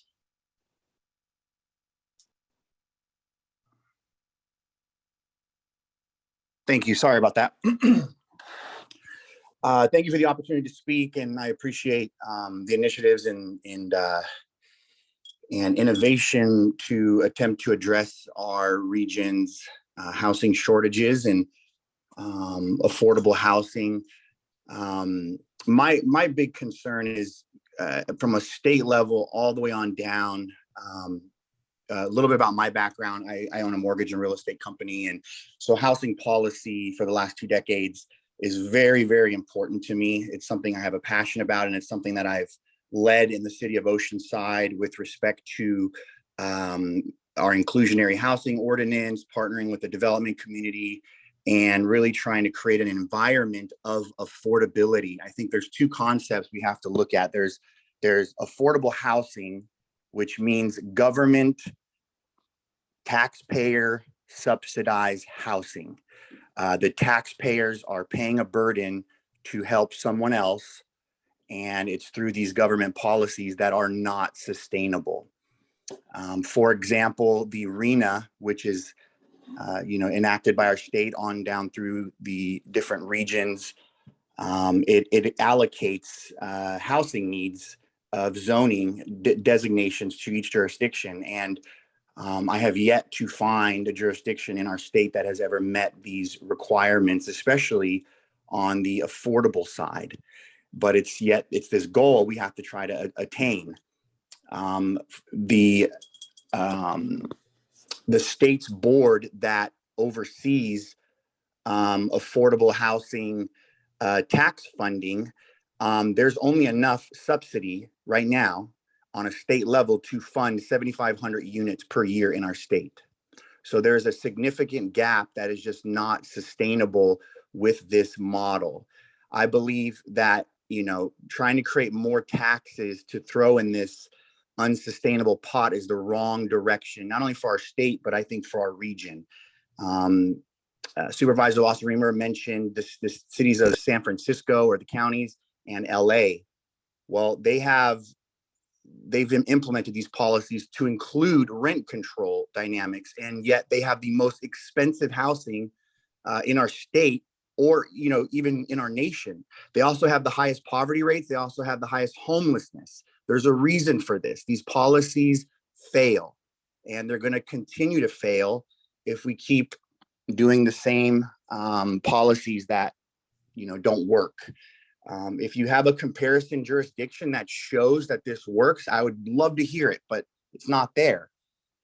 I believe that a local government should create an environment of housing affordability, not affordable housing, housing affordability, which means individuals have clear pathways to achieve and work hard and get into their own housing based on their incomes. When you look at it from a standpoint of affordable housing, what a lot of local jurisdictions don't realize is you don't have control of who moves in to that affordable unit. Read the guidelines. You have zero discretion. The individual could apply from Texas. They could apply from Florida. They could apply from San Francisco. Once these units are built and it's managed by an affordable developer under that umbrella, you have zero discretion outside of, okay, we're going to give a percentage to a veteran. We're going to accommodate, a senior facility. Those are limited discretions. But, if you're building in Del Mar, you're not going to help Del Mar residents. If I'm building in Oceanside, I have no discretion to only look at Oceanside residents. And so we're building these units that are not sustainable, and we have no discretion to help the voters who put us in office. In Oceanside, we've modified our policies over the last 3 years to help create a more affordable environment. And I'll give you one example, and then I'll be quiet. We modified our inclusionary housing ordinance and the in-lieu fees to allow for individuals that want to apply to purchase a home for the city of Oceanside to use our discretionary inclusionary housing fees we get from developers to do a 20% down payment. It's a silent second, zero interest. When the individual qualifies with a regular lender, we're closing the affordability gap by 20%. When they go to sell the home or do a cash out refi, they pay the city back. They pay the dime for the next family to get help. This is creating wealth. This is creating opportunity. This is creating a pathway for success. Affordable housing creates a hole that we will never fill. It creates a pathway that majority of individuals will never, ever come off on. Because if they do, they lose out on the government handout. And there's zero motivation to move on and achieve their version of the American dream. And that's why I will not be supporting failed policies where there is zero example up and down our state that policies like this work. Thank you. Okay, thank you, council member. Mayor Sotelo Solis. Thank you so much, Chair. And can you hear me now? We're good? Okay, thank you. Don't have to yell into the abyss. All right, well, I just want to say that the subcommittee has done an amazing job in really creating a policy that has included the perspectives of developers, labor, environmental groups, the community at large, really who want to see us as a regional board address and truly tackle the issue of affordable housing. And that being the affordable subsidized housing, as well as the natural occurring affordable housing units that and market that we have in our region. And I just want to say it's truly naive to say that we as board members don't have control over what or how housing can be built. Yes, there are limitations. Yes, there are certain things that we may not, but as elected officials, we can demand, as the example that Councilmember Rodriguez brought up, it's about having those programs that get creative, thinking outside the box. That's what this legislation does. We are chasing the community and county of San Francisco. Yes, they have a lot more issues than we do. However, they're leveraging money to create more housing that is affordable for the community. And to say that there's no examples of successful programs, I have to tell you, I am a living example of how programs that help the community with the hand up really help them in creating those opportunities for the future. My family, as I shared before in the past, my family was on AID and AFDC and WIC. And so when you talk about the struggle, it was hard. but going off to college and being the first in my family and getting a job opportunity and really getting that, yes, I had financial aid, but being able to work my butt off and get to where I'm at now, I was eligible for first-time home ownership opportunities. And those were through various programs, through the bank, through the city, through multiple venues. And we are those examples. I'm very proud to say that I'm that example. And I'm just one of many. So to say that this program is going to create just a handout is very short-sighted and very naive, from the new elected official. But I did want to give credit again to Supervisor Lawson Reamer and the committee who has worked so hard with Senator Ben Wessel's office, because we know that working class families are struggling to make ends meet, but also as we talk about moving up the ranks in and becoming homeowners, it's really about creating the pathway to that. We know that rents have risen 30% in the past year, and people have been forced to work farther and farther away from their jobs. Homelessness, again, has been that challenge in addressing issues of the unsheltered. It's a priority for all of us. And how do we get there? I think Mayor Huebner brought up the point, creating things without gentrifying our communities. That's essential. It's revitalization without gentrification, addressing our needs of getting to our RHNA numbers. Supervisor Reamer also brought up that there are opt-out clauses.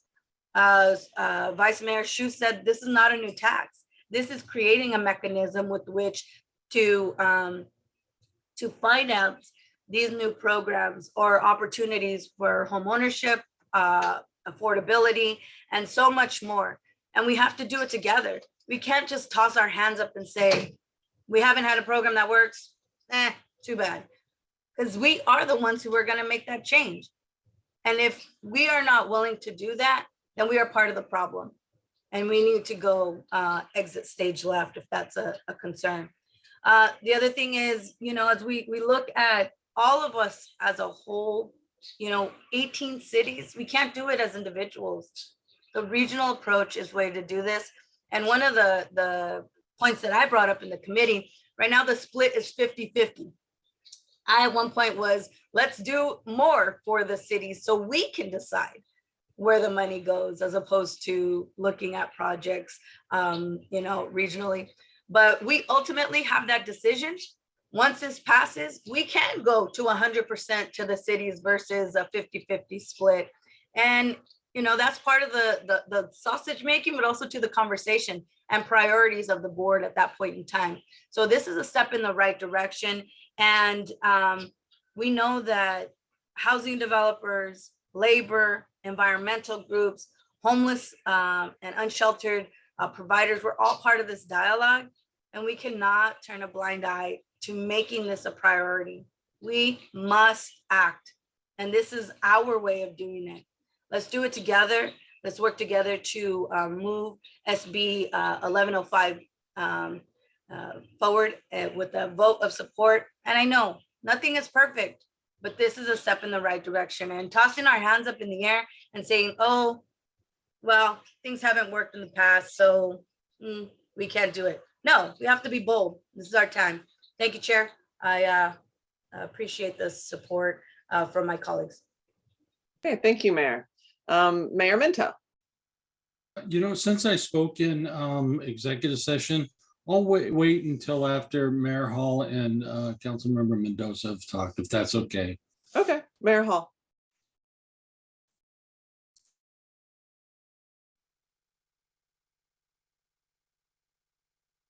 Yes, thank you. I first became aware of this late yesterday. And so I personally think this conversation is a little premature. Last night I was on the phone with staff at 6 o'clock saying, what are the amendments to SB 1105? And have we seen those? In his comments, it was no. And so I'm understanding where we want to go, but I think this is an extremely important, until I see what exactly has been said and is in the amendment form, I can't move forward in this, and I think it is premature. And so I'm not going to support this today. The other thing that was brought up by others was the weighted vote. And I just want to say this. I mean, I understand that the weighted vote carries the day at Sandag, but the weighted vote is never going to carry the day when it comes to the voters and us wanting to go to the voters and try to get them to invest in this agency. So as long as we keep having this conversation and as long as we keep going down this path, we've really frozen ourselves in time. This agency isn't going to go anywhere. So those are my thoughts on your weighted vote, and look forward to the vote. Okay, thank you, Mayor. Councilmember Mendoza. Good morning. Well, I wanted to start out by just reminding everybody, Lemon Grove did meet its RENA numbers in the last cycle, including low income housing, and we're quite proud of that. But my concern is the low income housing that we did build. I had this naive thought that it was going to provide housing first for Lemon Grove residents, and it does not. The low income housing that we have in Lemon Grove, it brought in folks from all over the country, depending on where they were. This was particularly true in the senior housing. If you live in the Northeast, who doesn't want to put yourself on a list to get into subsidized senior housing in San Diego? And so it didn't provide for the seniors, not just in Lemon Grove, who low-income seniors, but low-income seniors in San Diego. I would have been happy if we provided housing for low-income seniors in San Diego County.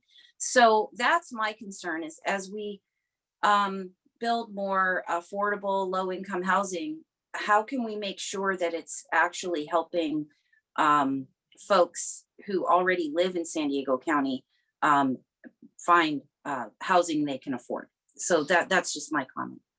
Okay, Supervisor, you want to answer that quickly? Yeah, I do. I appreciate that. I think it is a huge concern. I think it's not core to this bill, but I do think it's worth noting. And this might be something that Lemon Grove and maybe other cities and maybe here at Sandag we might want to take up in the future. But there is a bill already currently, it's called SB 649. It's a different bill, but in Sacramento, that actually looks at addressing this exact issue that Councilmember Mendoza raised, which would allow to have set asides for folks sort of in your own zip code or in your own county. So I would be interested in continuing this conversation that Councilmember Mendoza raised, sort of like what if anything we might want to do on this issue in the context of SB 649. I just wanted to kind of put out there that I think it's a different issue. It's not related to this bill per se, but I think it's an important issue and would be really interested in having that conversation.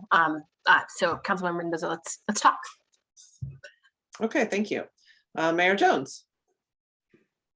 Thank you so much, Chair Blakespear. In the past, I have asked whenever we've had an agenda item that is approving policy advisory committees, their actions, that we have information provided in those so we know what we're actually approving. In this particular situation, we have this page that was in the executive committee meeting, which talks about 5 new full-time positions and this will be paid out of actual funds that are intended for housing dollars, apparently. So I have a real problem with us, supporting something that's an ever-evolving piece of legislation. And let me start out too by saying that many of the good ideas that are out there have many unintended consequences, and taking away local control, I am always talking about this. It's a real problem for me. I think that cities know what is important to us, and we all have unique situations. And we talked about actually Supervisor Lasser-Remer said that half now and half is going to the agency, and then half will actually go to the local governments.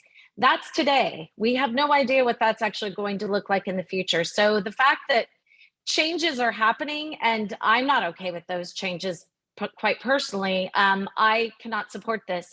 One other thing that I would like to say, and we've talked about this quite a bit, is that having an outside audit included in any of our outside dollars where we're talking about the use of tax dollars or fees, it could be even a parcel fee that we're actually discussing.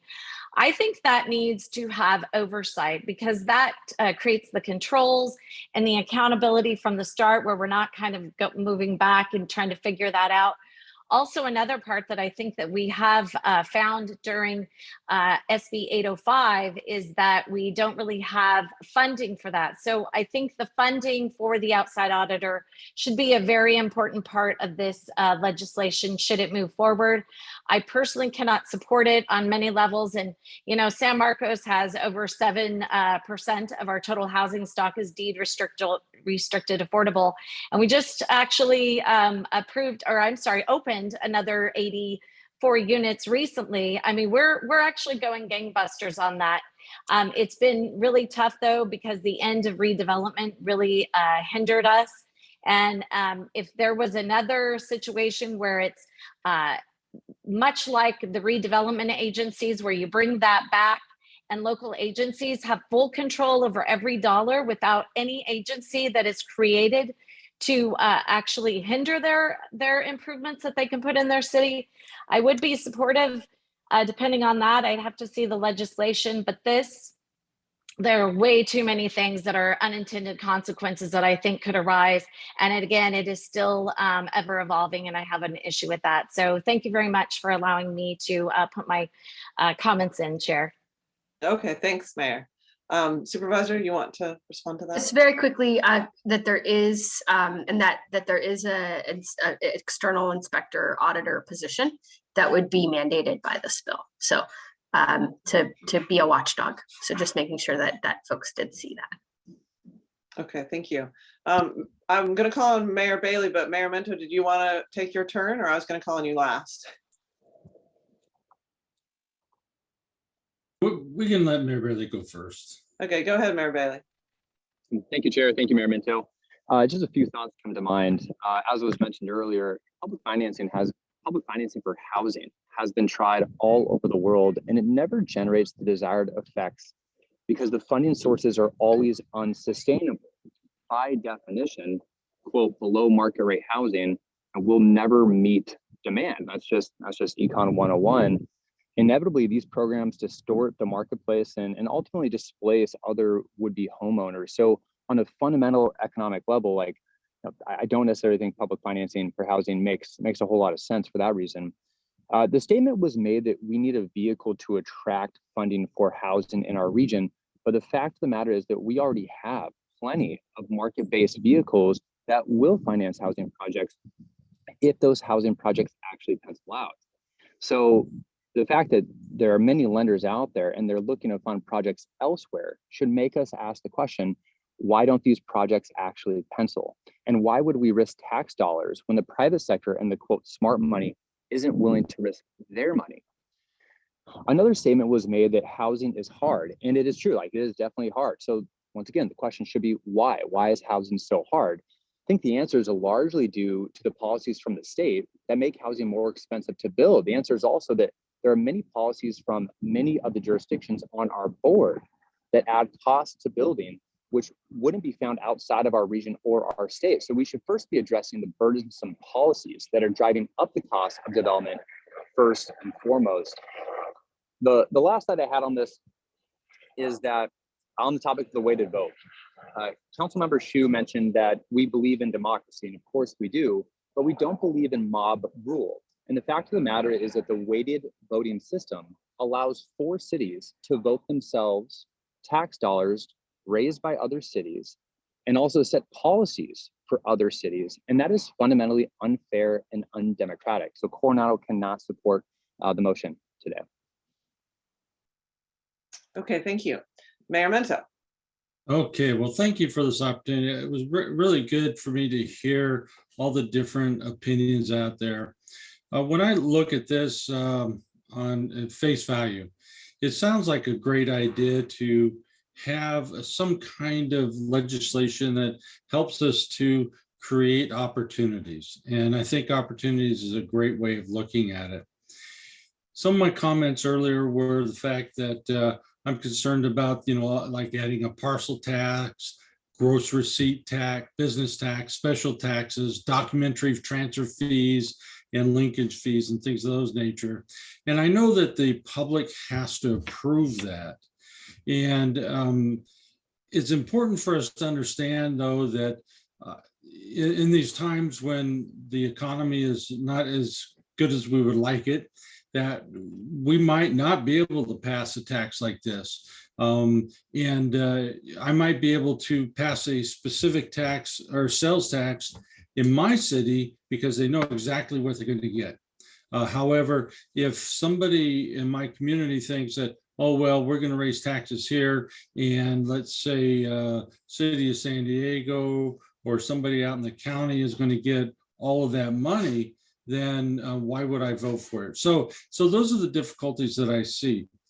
And also where the item shows an impact fee, I guess I didn't think about this earlier, but it sure would have been nice to see what maybe that impact fee would have been for the 5 different people that will have to be hired and what the expected annual revenue source is going to have to cover. And then I guess I need to also get a clarification on the actual motion, because I think the motion was to support with amendments. So that means if the amendments don't come, do we not support it? Because then are we coming back again to say, oh, well, that didn't work out. The amendments that we were looking for didn't happen. So now we can't support it. So wouldn't it be important to say, take a wait position or until amendments are completed? And then if it's what everybody can live with, then either support or oppose?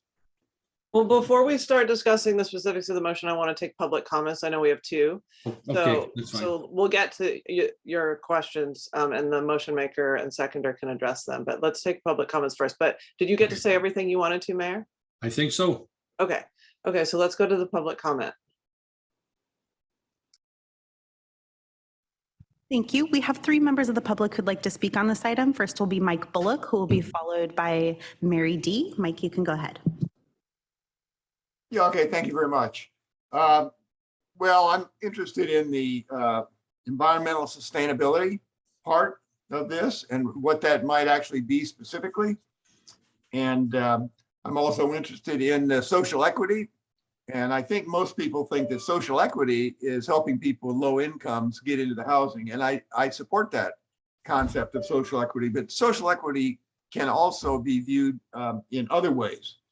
But I do support a housing finance authority, and this bill, as it's been described here, sounds like it has potential to create good opportunities.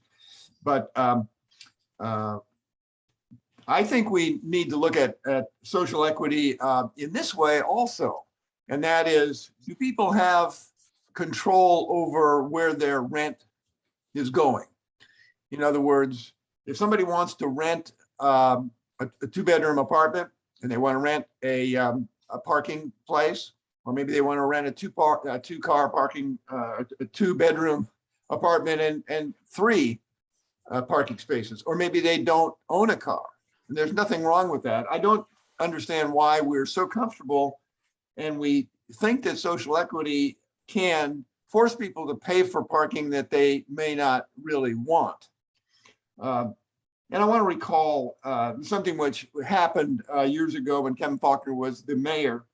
And for transit for housing close to transit. He proposed that they unbundle the cost of the parking. And that's a very reasonable thing to do. He also said that there should be no parking minimum. There should be a maximum. And the maximum would be one parking space per unit, whether it was 2 bedrooms, 3 bedrooms, or whatever. It was no more than one parking space. What about the minimum? There was no minimum. And of course, that scared people to death. People thought they were going to build a large apartment complex without any parking at all. And so that would not protect the neighborhood. So it was all pretty half-baked, but it was good in a lot of regards. A lot of environmentalists thought it was great. But the thing where it fell down was that you didn't have a good car parking system, and the car parking system that would protect the neighborhood. And that's what we need. And the good car parking system has been described. I delivered the paper in 2010 was the first time I delivered that paper. I've delivered that paper a number of times. It's a single car parking system which works in all cases, and that's what's needed. Thank you. Our next speaker will be Mary D., who will be followed by Alan Curry. Mary, you can go ahead. Mary D. here. I absolutely agree with the comments from Mr. Rodriguez, both his criticism of SB 1105 and his advocacy for other models that produce pathways for prosperity. I am adamantly opposed to Sandag supporting SB 1105. The region does not need yet another government agency, particularly a finance authority that has the power to levy more taxes. The historical problems at the San Diego Housing Commission are but one reason to give pause to the creation of a new agency.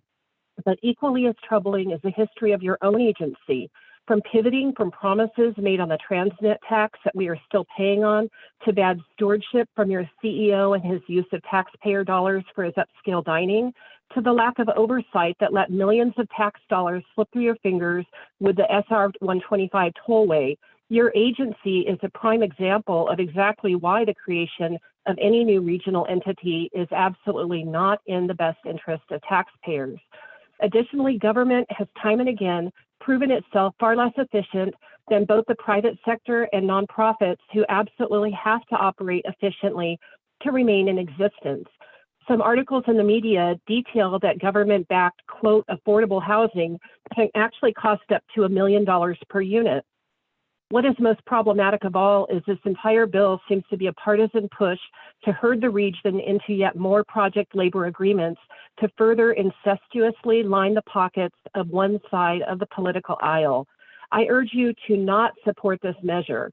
Focus on getting your own house in order first and become good stewards of our taxpayer money before you try to create yet another agency, particularly one that will likely drive housing prices up and make housing costs even less affordable for existing homeowners.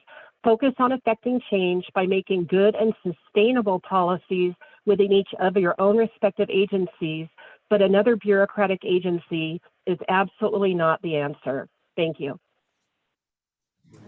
Thank you. And our final speaker will be Alan Curry. Alan, you can go ahead when you're ready. Hi, thank you, Francesca. Yeah, I agree that way to vote is wrong. Each city is not truly being represented. Every city is different. Thank you, Council Rodriguez, Mayor Bailey, Mayor Minto. As you pointed out, affordable housing is not going to be the answer. Has anybody checked the price of lumber lately at Home Depot? And the cost of all the regulations of private industry fail of everything just to build a home and all the hurdles built for private, not public, but private home to build homes at a reasonable price. Mandatory garage door openers, so forth. All these extras forced onto the industry to build homes. That's where the problem is. And concern affordable housing, the purpose of affordable housing is to get the people out of the tents. Well, if you don't tackle the problem of the reality, and you know what the reality is, majority of it is cannabis, drug abuse, opioids, and legalized mood medicines. I can go on the list there, antidepressants and all that, you know what I mean. But until we attack the root of the problem, you're gonna move the people out of the tents in affordable housing. And concerning affordable housing, does it make sense to put in their transit when the federal law requires a train horn blasted every three times for every intersection? Doesn't really make for an ideal area to live at.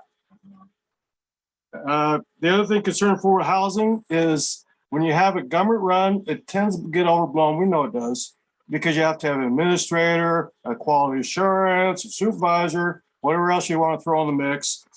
Yet there's no accountability as when people live in there to stop the drug abuse and everything else. That's the whole point of the affordable housing. So please look at that, and affordable housing will be paid by my grandchildren, your grandchildren forever. Thank you. Thank you, Chair. That concludes the public comments. Okay, so let's move to the motion maker. We do need to try to move on to get to the rest of our agenda. So I think that was Mayor Huebner. Yes, I'd like to keep my motion as stated. I know that we're on the fast track for this, and maybe we can get some guidance from the supervisor as to how quickly that fast track is, but I'm sure that we will continue to be working on some amendments to this, and I'm happy to continue to stick with my motion. Can you repeat the motion? I would like to support SB 1105 with amendments to come. Okay, and the seconder was Councilmember Shu. And I'll continue to second that motion. Thank you. Okay, well, we've received lots of comments, so let's go ahead and vote. Thank you, Chair. We're just going to bring up the motion on the screen for everybody to view. My apologies. Actually, we're just going to go straight to the vote since we repeated the motion. For the City of Carlsbad, Mayor Hall. All no. For the City of Chula Vista, Mayor Salas. Yes. For the City of Coronado, Mayor Bailey. No. For the County of San Diego, Supervisor Lawson Reamer. Yes. For the City of Del Mar, Councilmember Gasterland. Del Mar is yes. For the City of El Cajon, Mayor Wells. No. For the City of Encinitas, Chair Blakespear. Yes. The City of Escondido is absent.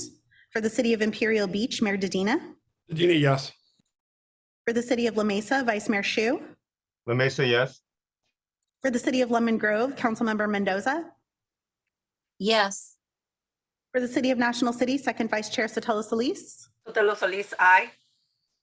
For the City of Oceanside, Councilmember Rodriguez. Rodriguez, no. For the City of Poway, Mayor Voss. Nope.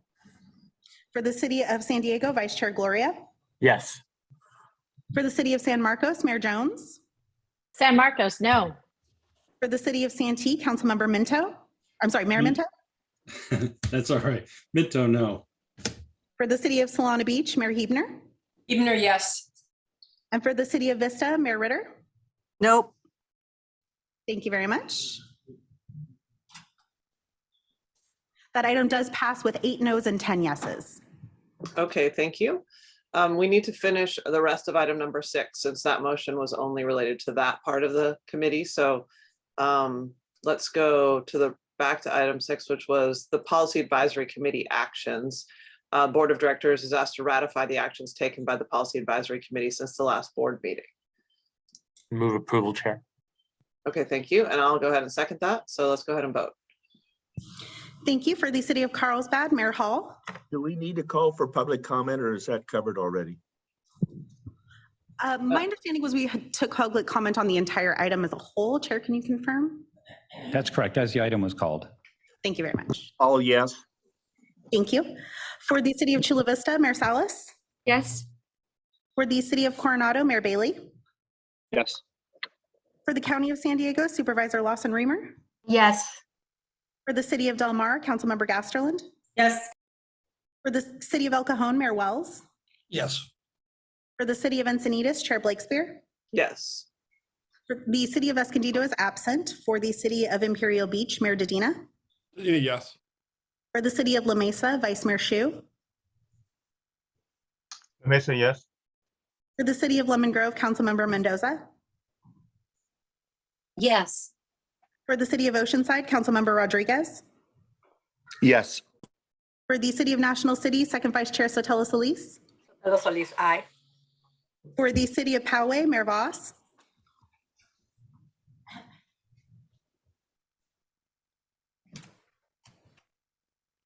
Mayor Voss, I'm sorry, if you stated your vote, I couldn't hear it. I believe we lost Mayor Voss. The city of Poway is absent. For the city of San Diego, Vice Chair Gloria. Aye. For the city of San Marcos, Mayor Jones. Jones would be yes, but I would like to get full agenda information each time we have a policy advisor committee action in the future. Thank you. Thank you. For the city of Santee, Mayor Minto. Minto's aye. For the city of Solana Beach, Mayor Huebner. Huebner, yes. For the city of Vista, Mayor Ritter. Ritter, yes. Thank you. And that item does pass with those members present. Okay, thank you. So next we're on to item number 7, which is the 2022 Transnet Independent Taxpayer Oversight Committee Annual Report. And I will hand it over to Sunny House, who is the committee chair. Right. Good morning, everyone. And I am Sunny House, Chair of the Independent Taxpayers Oversight Committee for Transnet Funds. And today I'm happy for the opportunity to provide a brief overview of the activities of our committee in the past year, as it is summarized in your annual report and attached to this item, agenda item.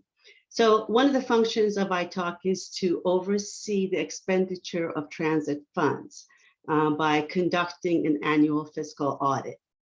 In April, I presented an annual fiscal audit for FY21 to the Transportation Committee, and this was the 13th year that the recipients of transit were required to go undergo this fiscal audit. Our annual fiscal audit confirmed that all recipient agencies, including the cities, the county, transit agencies, Caltrans and Sandag, were pretty much in compliance with the major provisions required under this fiscal audit and Transnet. So this year as chair, I wanted ITALK to focus on our role more closely and look at this specific goals to advance transparency and accountability for the transit program. And I'm happy to report that we had a very productive year. A full review of these goals and progress to date can be found in the first feature of this report on page 2. One of our goals was to increase communication between ITALK and the recipients of transit funds. And I'm happy to report that we had several agency recipients who actually attended ITALK meetings and reported on their progress and innovative ways that they're using transit funds. We also made additional progress in implementing the FY 2018 and 21 Transnet Triennial Performance Audit recommendations. And to date, 9 recommendations of the FY 2018 performance audit which was classified as either critical or high in importance to ITALK have been completed, in addition to 3 that have been partially completed. The remaining recommendations for 2018 audit, as well as the 26 recommendations for FY21 audit, are in progress of being addressed. And we as ITALK will continue to focus on the implementation of these recommendations.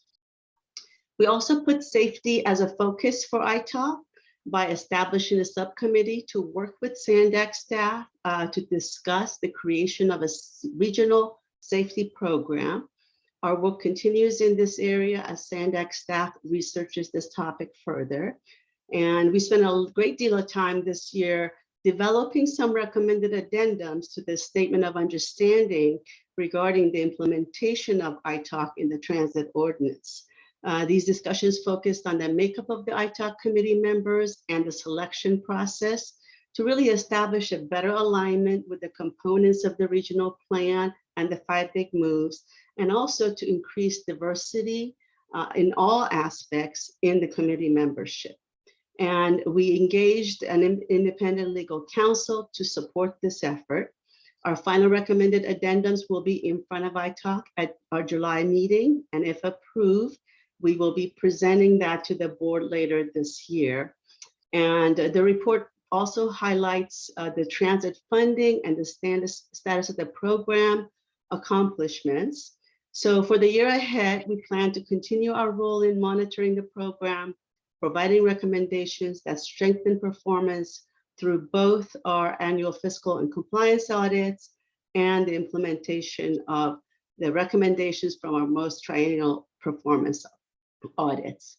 So before I conclude, I'd like to thank Susan Huntington, Ariana Zerniden, and Zara Sadidian for all their support of iTalk and help in fulfilling our responsibilities to the taxpayers of San Diego County.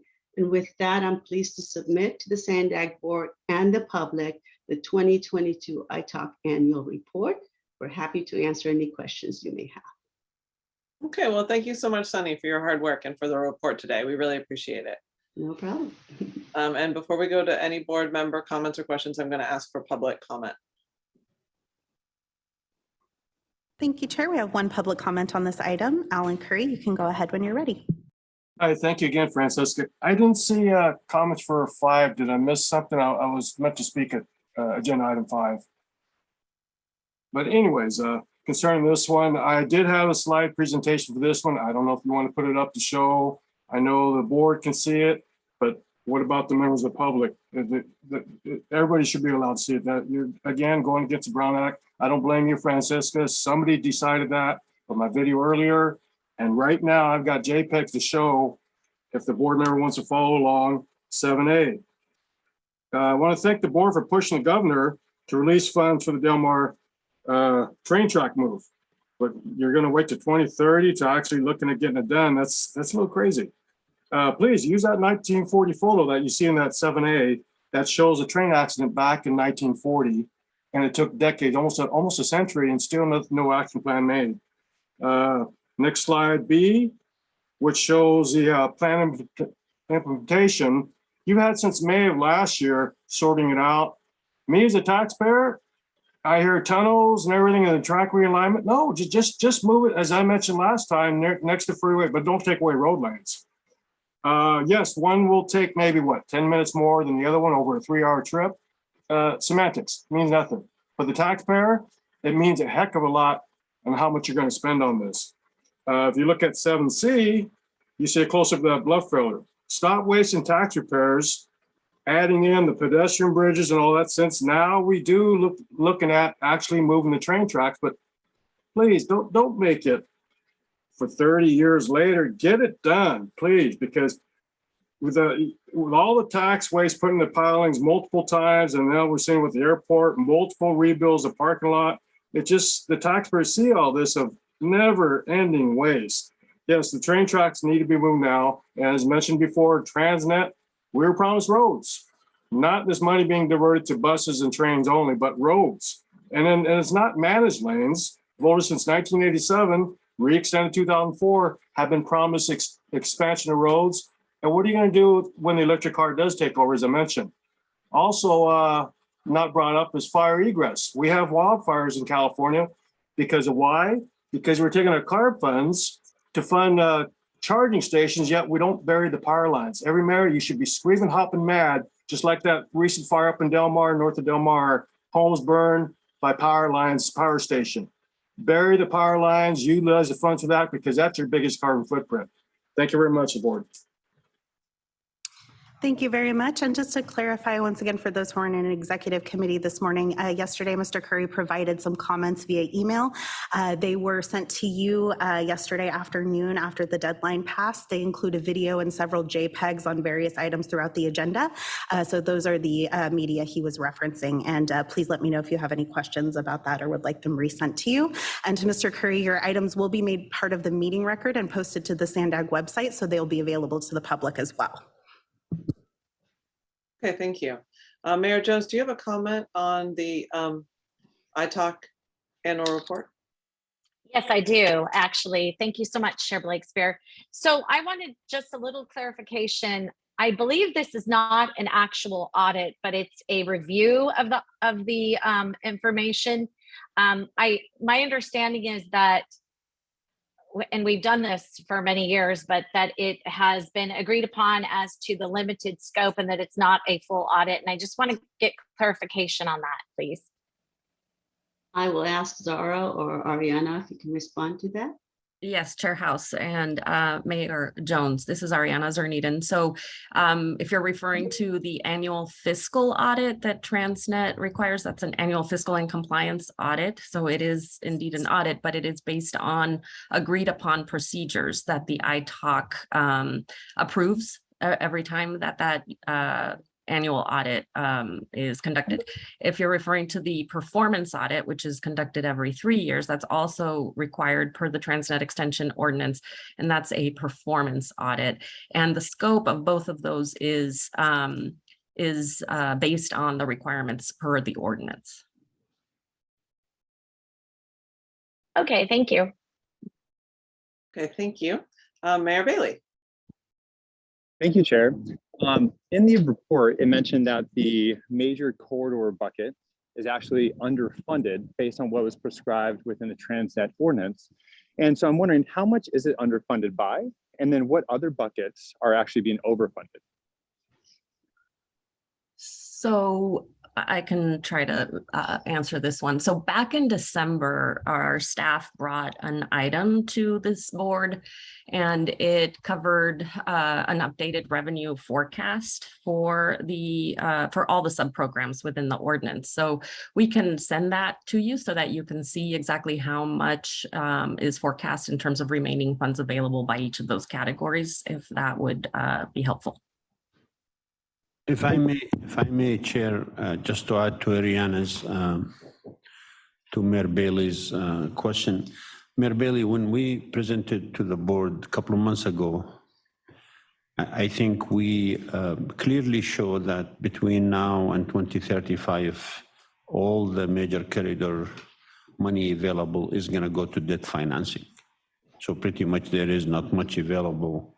After 2035, there is little money, which means a lot of the project, many of the projects in the ordinance will not have money, period, because the forecasted money coming in is not going to be there. But we are going to be coming to the board for a discussion very shortly on the Regional Transportation Improvement Program that actually specifically says what projects will not be funded at all, will not start at all because of lack of funding.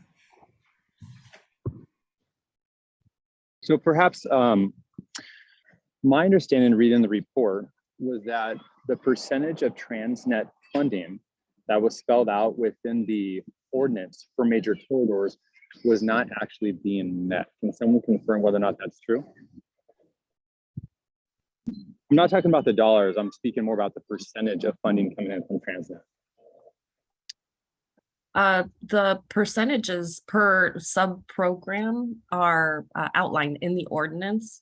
So I'm not sure where you're seeing that in the annual report. think, Ariana, I think the percentages have not changed, Mayor. No, yeah. 38% when the ordinance was there, and still 38%.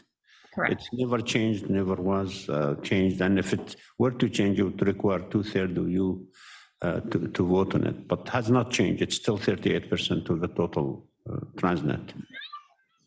Okay, thank you for that clarification. Okay, thank you, Mayor. Thank you, staff. Thank you, Sunny. So we will move to the next item on our agenda, which is item number 8. This is potential update to the 2021 regional plan. And I'll hand it over to Antoinette. This is discussion and possible action. All right, thank you, Chair, and good morning, Board of Directors. My name is Antoinette Meyer, and I'm your Director of Regional Planning here at Sandag. I know many of you have been waiting for this presentation, and I want to thank you for your patience. We have been waiting for state approval of the regional plan before beginning conversations about updating the regional plan. We did not want to compromise that plan approval, and we didn't want to put funding for the region at risk. But based on the latest information from the Air Resources Board, the approval is expected to come by the end of this month, and we certainly didn't want to keep you waiting any longer to have this discussion. So just a quick reminder about how we got here. On December 17th, 10th, you approved the 2021 regional plan and you directed staff to immediately begin evaluation of a potential update to the 2021 regional plan for board consideration, including evaluating alternatives to the regional road usage charge program, staying with our values, upholding equity, and other mechanisms that reduce pollution faster. And just a reminder, the RUC, road usage charge, we call it RUC, is a user-based fee intended to replace gas tax revenue as cars become more fuel efficient and eventually zero emission. So in the 2021 regional plan, the RUC is set to begin in 2030, and this was to be consistent with what other MPOs across the state had assumed in their plan for road usage charges, and what we are expecting the state to do in terms of implementing the state road usage charge.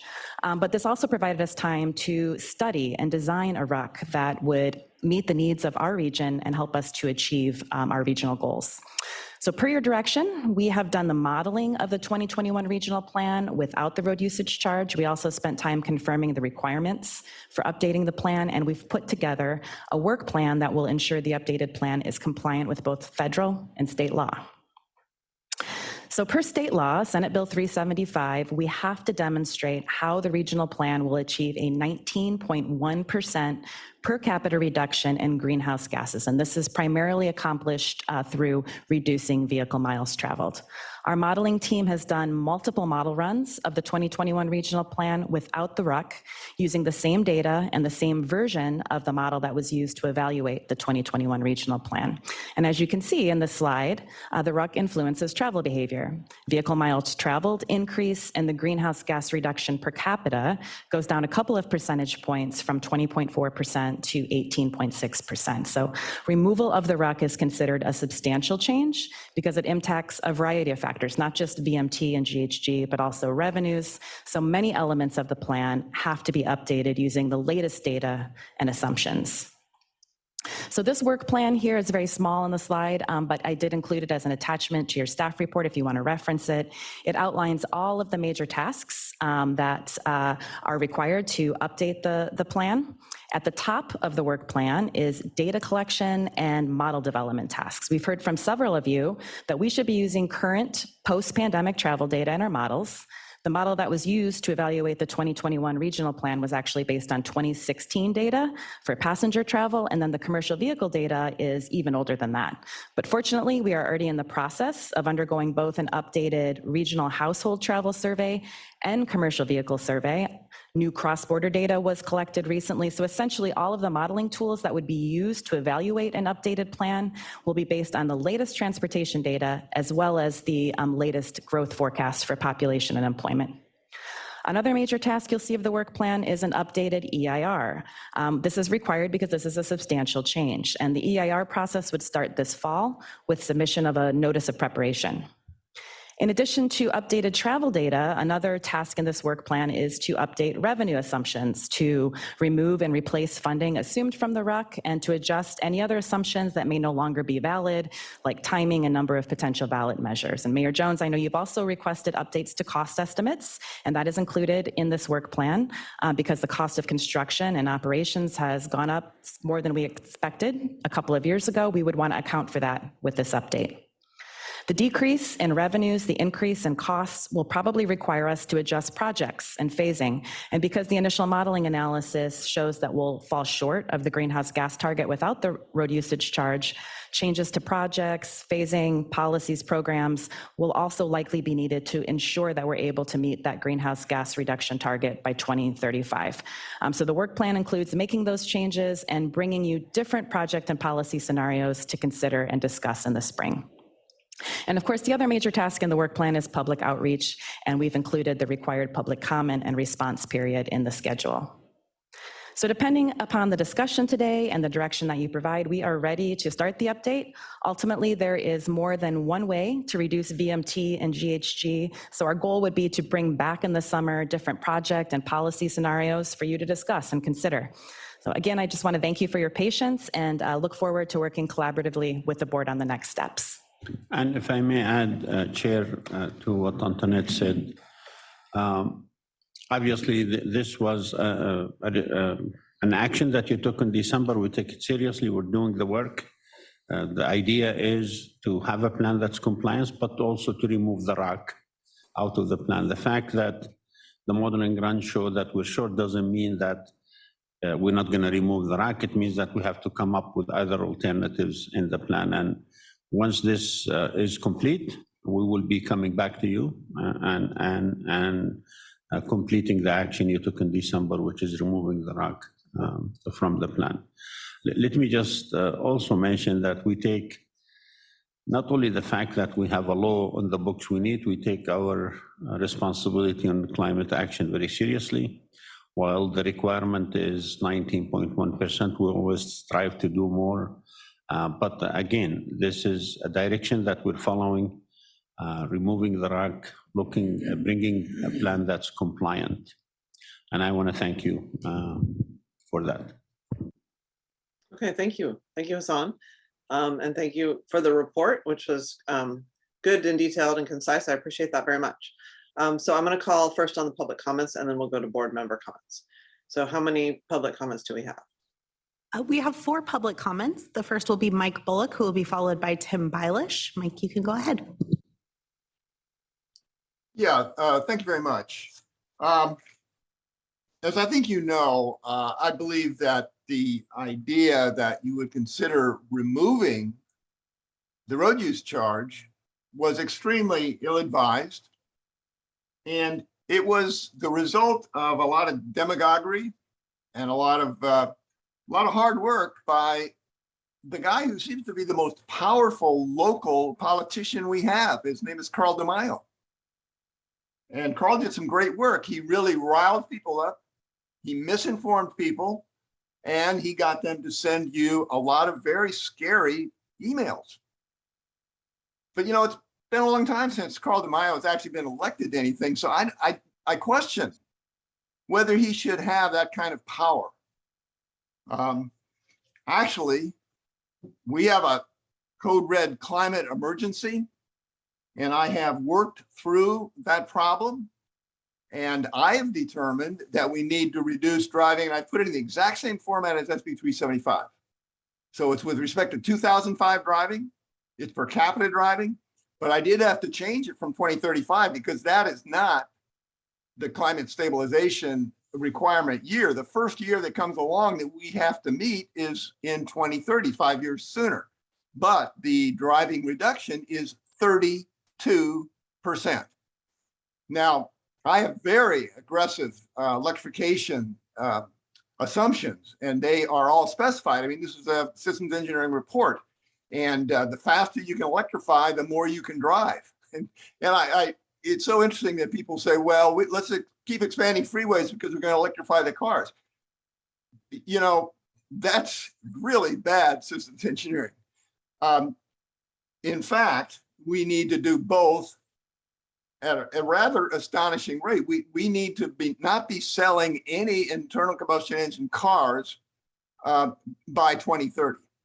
So what needs to happen actually is that the road use charge needs to be implemented as soon as possible, and it needs to replace the state gas tax. Just get rid of it. I belong to a bicycle pedestrian committee, and I have a low-level position with them, community outreach, and they asked me to do a presentation on road use charge, and I started with the history of the gas tax. And the gas tax was socially equitable when it started.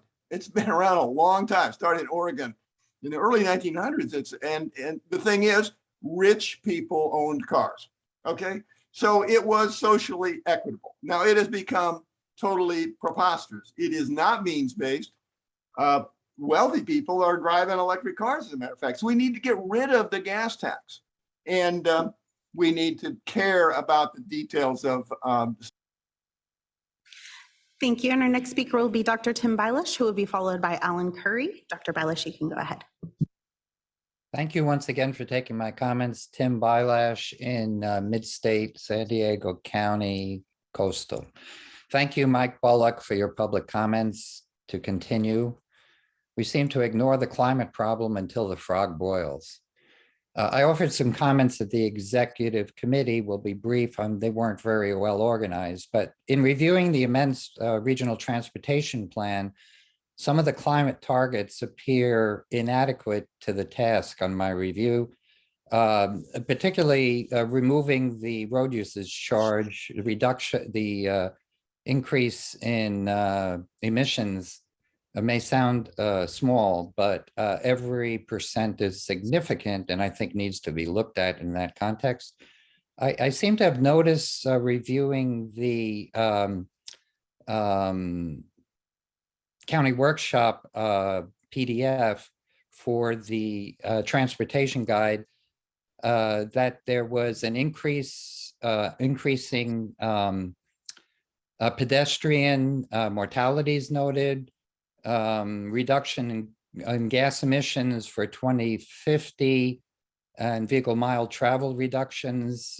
I couldn't figure out, would like to see better how equity and other mechanisms discussed this morning will reduce pollution faster. But I sent this to the board and was wondering who I might contact to locate the video from the June 1st county workshop on the guide. I had some conflicts for that meeting. I sympathize with board members who are asking for better access and organization to this complex information. There are so many agenda items on the agenda. And I really thank you for taking these comments and keep at it. Thank you. Thank you. Our next speaker will be Alan Curry, and the person following Alan Curry will be the San Diego County Bicycle Coalition. Hi, Francisca. Apologies if you don't mind. I did submit all the pictures in that video yesterday morning about 8:17. I just need some clarity if you can comment at the end. Would that have been allowed to present? Because again, I feel like the Brown Act is being jeopardized here when my presentation is not showing up on the screen as I speak. Okay, and as to Mike Bullock, you're attacking car to mile. And do you want to censor First Amendment? I mean, we're talking about everybody has a right to speak, just like I mentioned earlier about my presentation. And thank you to the board actually coming up with a plan, alternative without the mileage tax, which I really don't think that's going to be a win. You try to present a mileage tax to the voters who are sold $6 gas, which is in my video, which nobody sees.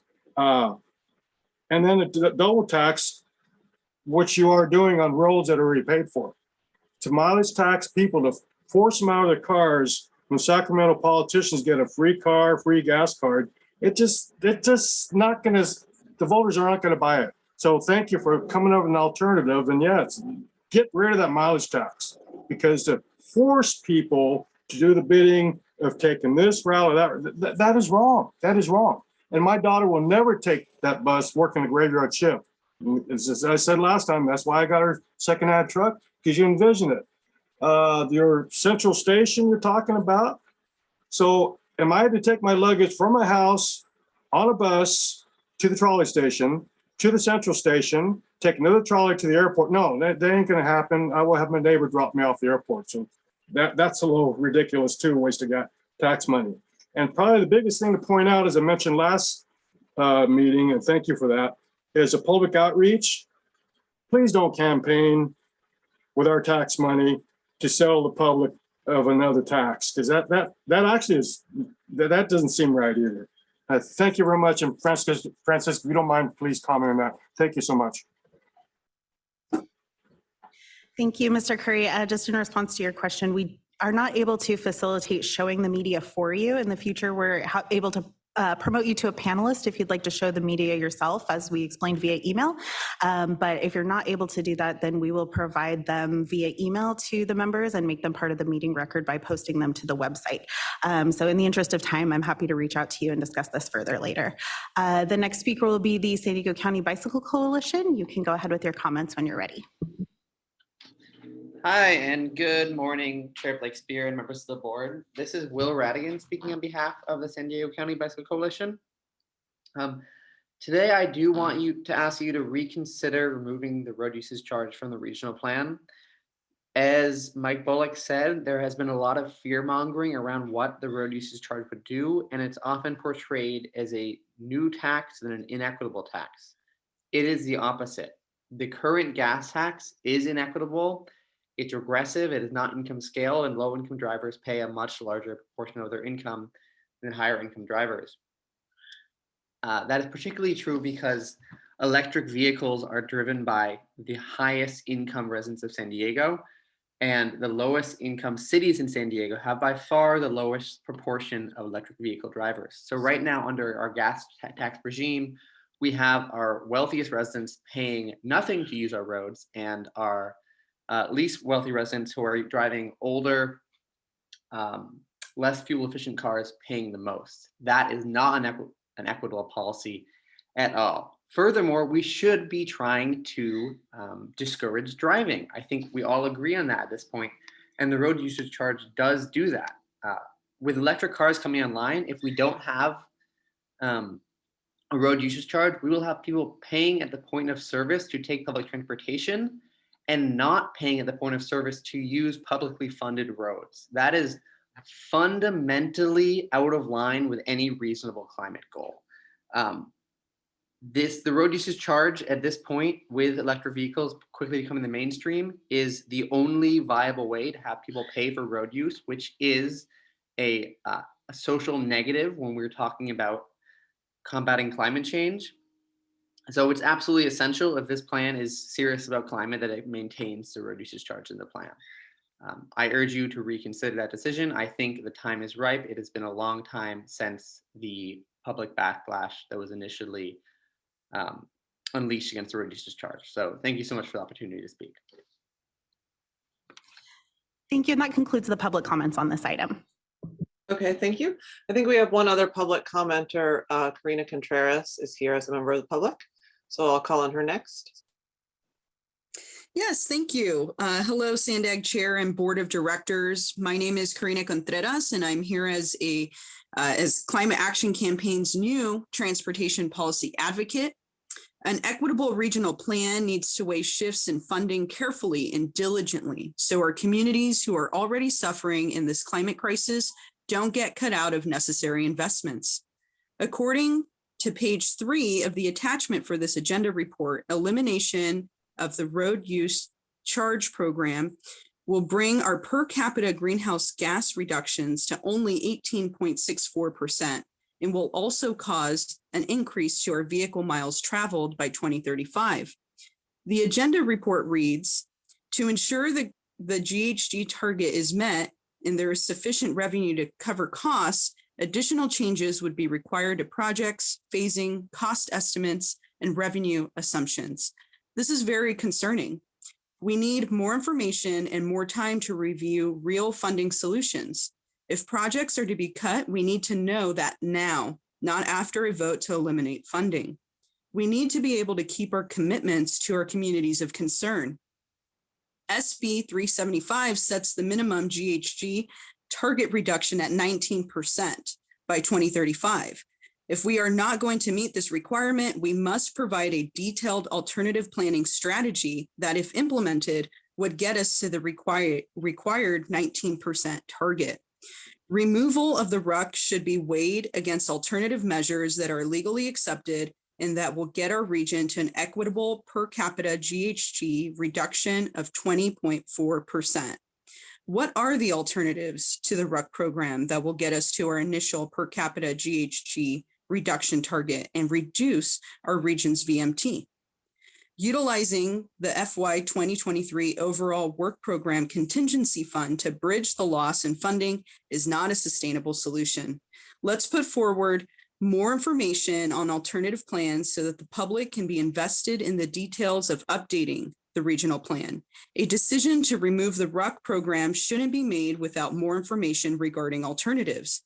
Chair and board members, I urge you to provide more detail in the public record regarding alternatives that bridge the funding gap prior to a final vote to eliminate predetermined funding source in the 2021 regional plan, originally used to calculate the 20.4 greenhouse gas regional reduction levels, and that reduces our vehicle miles traveled by 2035. Thank you. I appreciate the opportunity to speak. Thank you very much to the public commenters today. So now we'll go to board members. Vice Chair Gloria. Thank you, Chair. And thank you to the members of the public who spoke, as well as to the staff for the presentation. As all of you know, this item has been a subject of frequent discussion here at the board. And I'm glad to see the additional information that's requested by many of my colleagues and details finally coming back to us.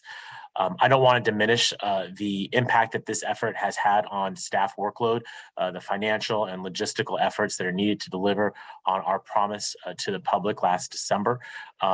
Antoinette covered it sufficiently. I know that this is a heavy lift, and I appreciate the recognition that we've been waiting for some time. I would be open about my frustration for how long this takes, and I appreciate being presented with the board today on some information, additional information, particularly on timeline.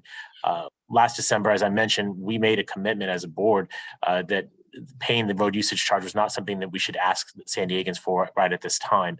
And this agency could deliver a successful regional plan without a RUC. Those concerns were voiced 7 months ago. I think are only more prevalent today.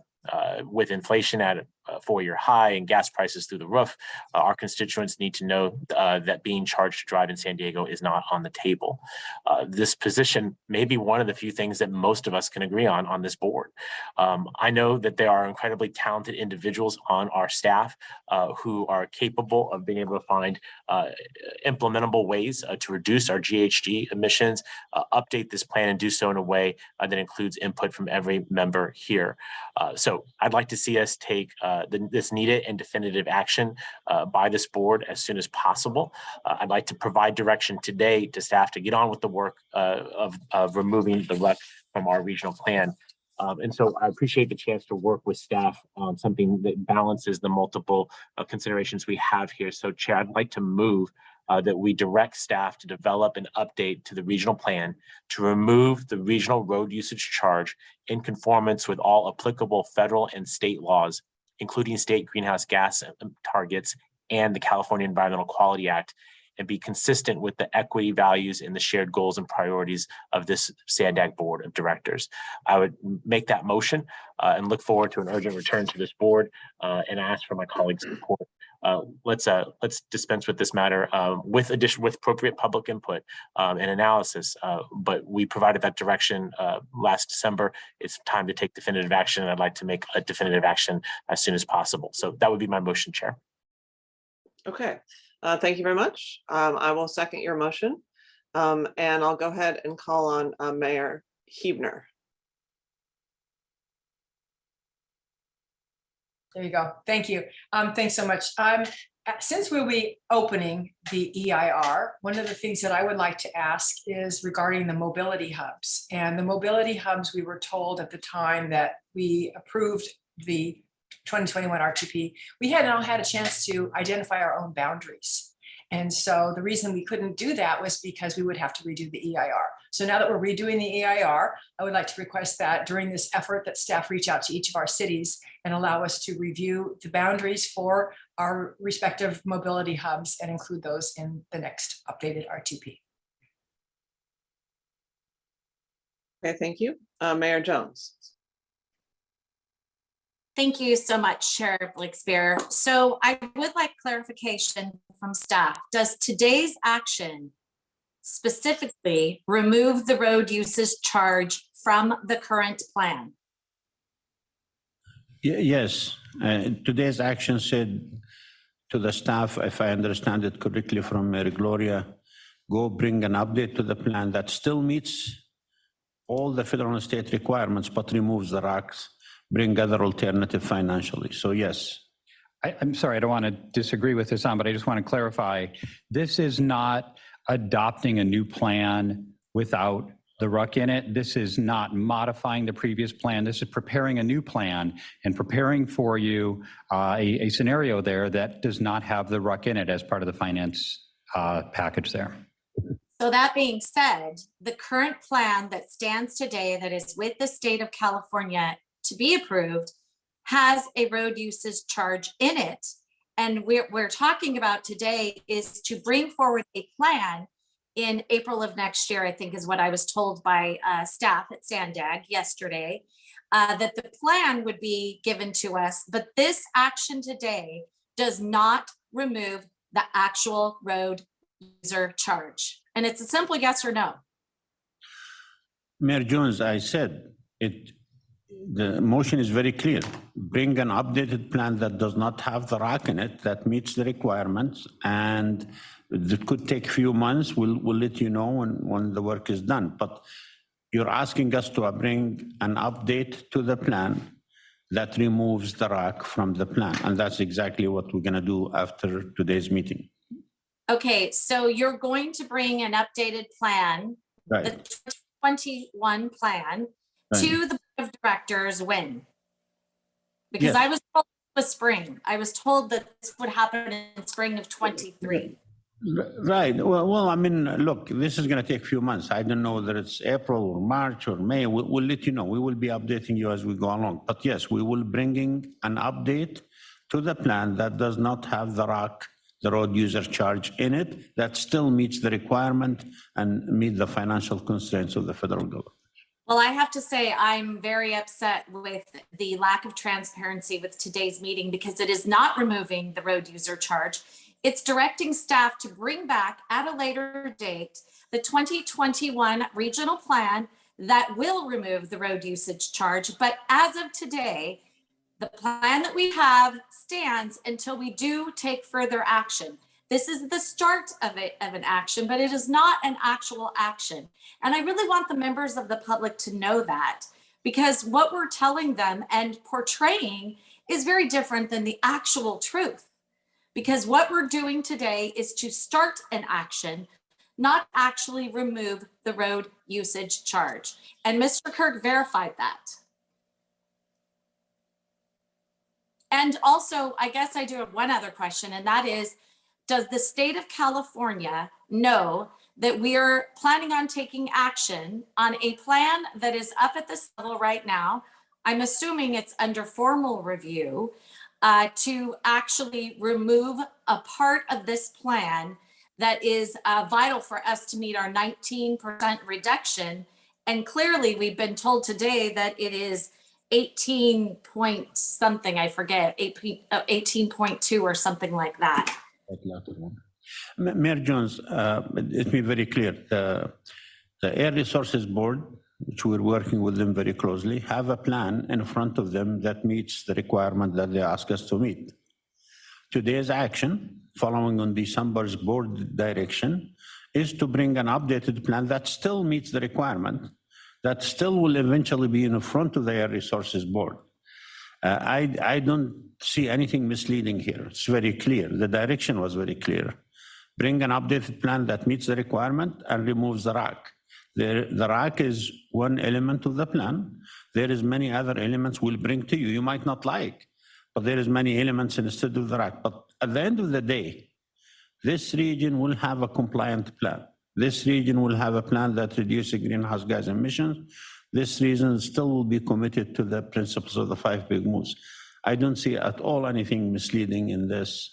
The action is very clear to me, but what's in the front of the Air Resources Board is the plan you adopted in December. Okay, so, but what we're splitting hairs here. You said will have, a new plan will have. And I'm unclear, is this the 2021 plan that will have, or a later date, a new plan that will have? 2021 plan will be updated to reflect the action that Mary Gloria just put forth. I don't know if that's going to happen, but the plan right now that's in front of the Air Resources Board is the plan we submitted to them, the one you adopted in December. Okay, well, Mayor Jones and Hassan, I think we need to stop the back and forth here. I think we've covered the topics and we need to move on to some of the other comments and statements from people on the board. So I'm going to move to Councilmember Xu now. Can I ask one more question? I just need to know, will the plan come back to this board of directors with the update to it so that we can submit it to the state? Of course, whenever it's ready, and it's going to take a few months to do that. And I was told that would be spring of 23. Is that correct? It could be, I don't know. It could be earlier, it could be later, but we don't know that. Okay. Okay, thank you. Thank you. We've covered this ground, so we're going to move on now. Councilmember Xu. Thank you, Chair. And I'm happy that Mayor Jones is after truth and transparency. So I have a series of questions to ask for staff, and if you can answer them fairly quickly, and any one of the staff members can answer these questions. The first question is, does the Sandag board have the ability to impose an additional tax on the people of our region? No.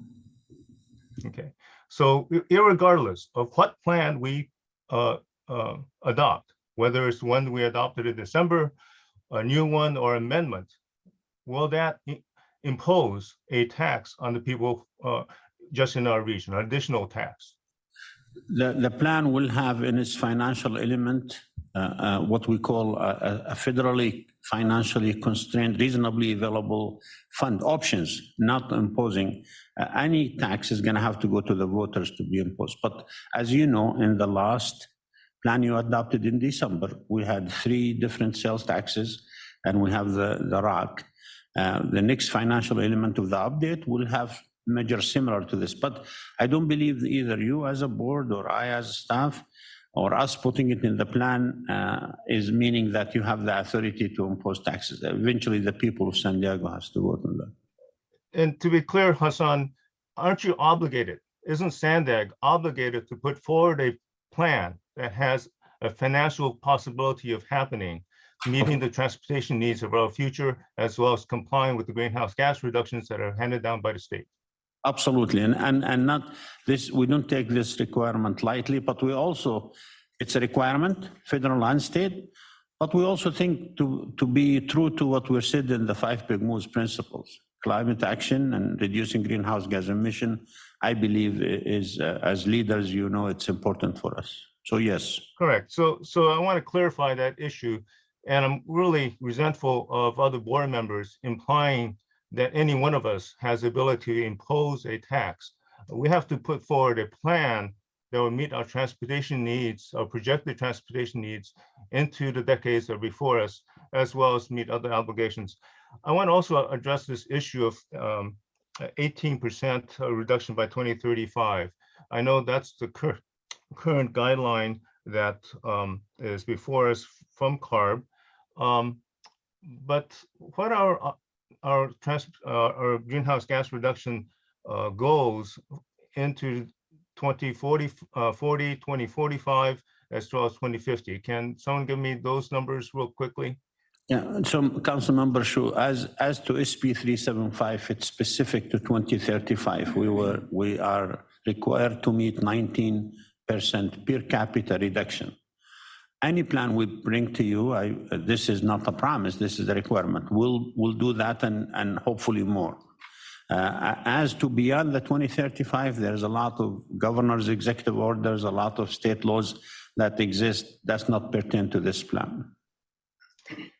Yes, but I'm just using a projection as to what we really need to do with regards to greenhouse gas reductions. So what's our goal for 2040, 2045? That's in state legislation, by the way.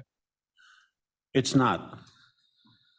Aren't there goals to try to reach carbon neutrality or something to that effect? Yeah, there is policy goals to bring the emissions down to pre-1990 level, which means that you're going to have to accomplish about 40 to 50% per capita reduction by 2050. Yeah, there is goals. Can I interrupt, Councilmember Shu? Could you try to wrap up your comments instead of having a lot of questions back and forth that are highly technical to the CEO, so that we do have another agenda item. I want you to get your comments out and then move to Mayor Hall and get a vote on this item. Totally understand that. I just want to point out that 18%, 19% is extremely low, and it should be 40% if we're really going to meet our obligations to our children in reducing greenhouse gas reductions. It is ridiculous for us as a planning agency to work with this 18-20% goal. And if we're not going to have a ROC to help us reach that, I hope the other board members can present a plan on how you're going to reduce greenhouse gas reductions to this level with our planning process. If you can model that, fine. But I think it's going to be extremely difficult, if not impossible, to do that. And lastly, right now, people with electric cars are getting a handout.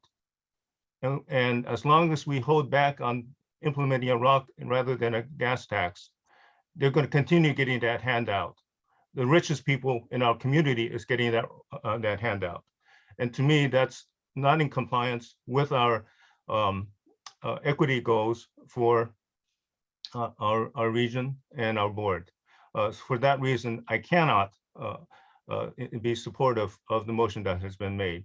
That action that we took in December said we would move forward with equity in mind, and taking away the rock is not being equitable. It's letting the rich people have a greater handout in our region. That's simply ethically wrong.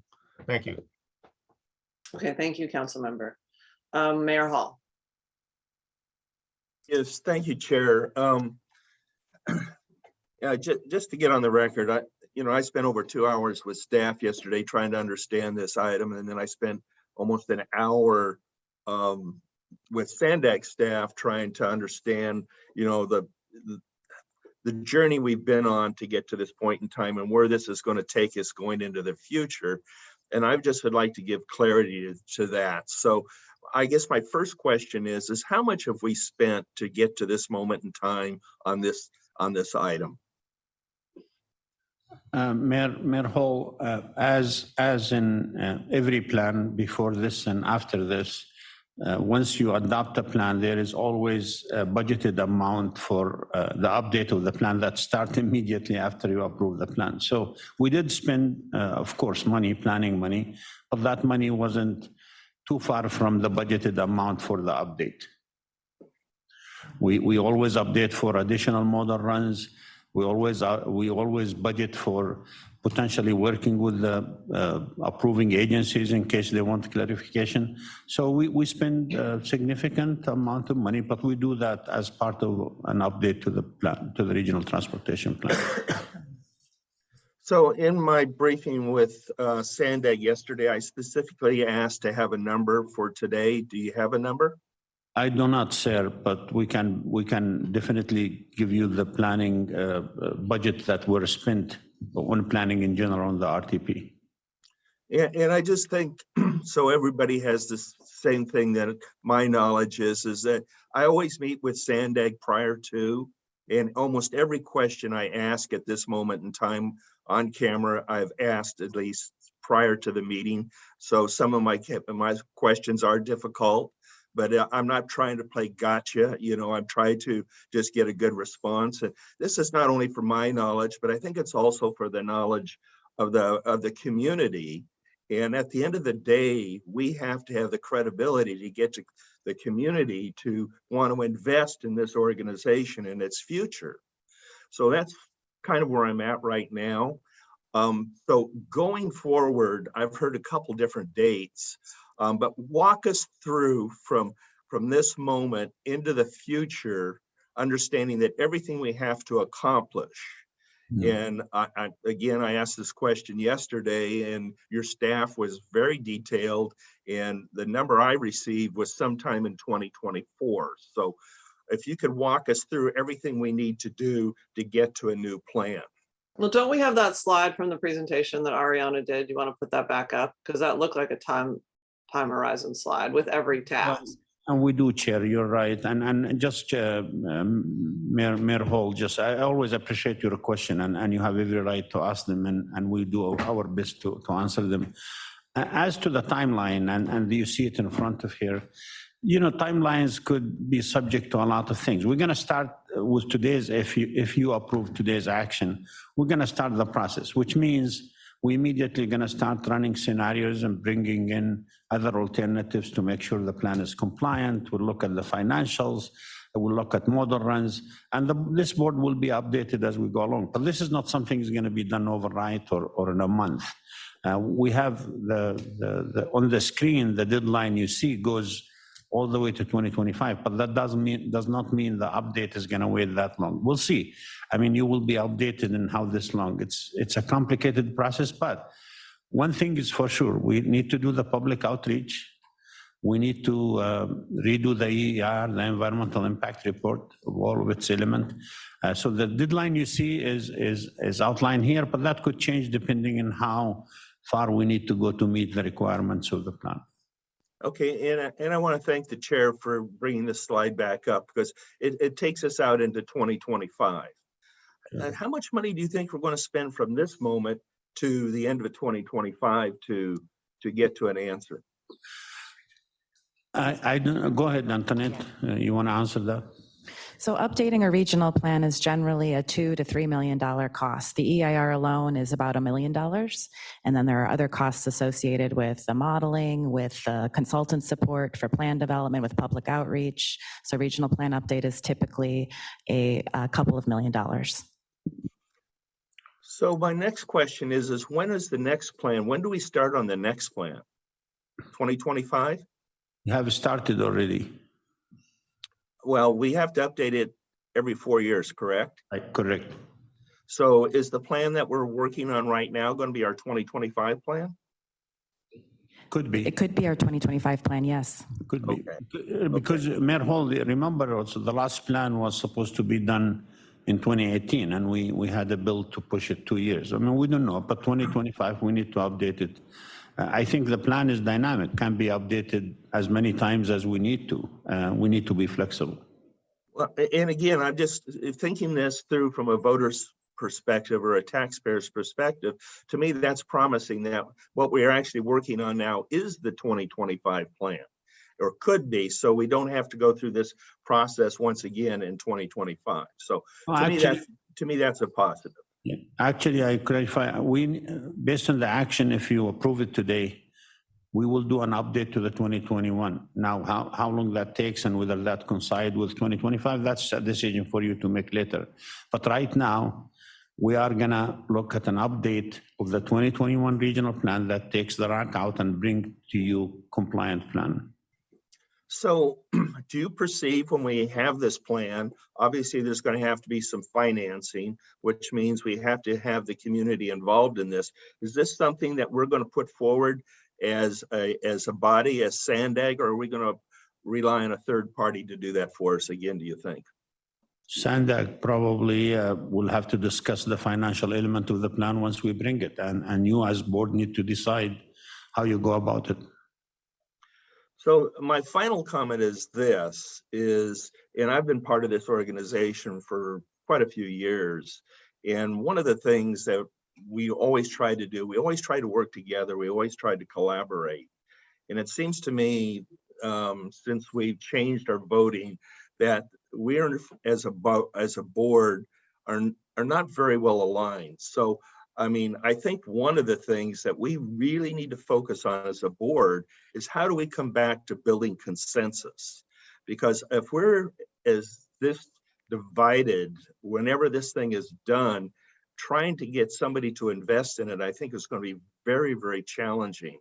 So I think one of our primary focuses should be as we move forward is how do we get back, what team building can we do so we're get back to being aligned and we don't dictate to one another or one another's cities what we need to be doing and not doing. And so I would hope as we work through this, that we go back to listening to each city and its needs and incorporating the city's needs into the process. And I think Ms. Huebner, Mayor Huebner spoke briefly to this before, but we go back to a way that I think has been proven in the past to get more clear understanding of what we need in North County versus what they need in Chula Vista and San Diego. And we take priorities that have been priorities for 20 years, and we don't short circuit those with priorities and push things ahead of others. And I think if you're ever going to get the consensus of the taxpayer, you're going to have to do that. And I'll leave it at that. Well, thank you, Mayor Hall. It's a good reminder. We definitely need to continue to work together and to hear each other. So we have a motion and a second, so let's go ahead and vote on it. Thank you very much. For the city of Carlsbad, Mayor Hall. Oh. I'm so sorry. Could you repeat your vote? No. Thank you. For the city of Chula Vista, Mayor Salas. Yes. For the city of Coronado, Mayor Bailey. Bailey, yes. For the county of San Diego, Supervisor Lawson Reamer. Yes. For the city of Del Mar, Councilmember Gasterlin. Omar, yes. For the city of El Cajon, Mayor Wells.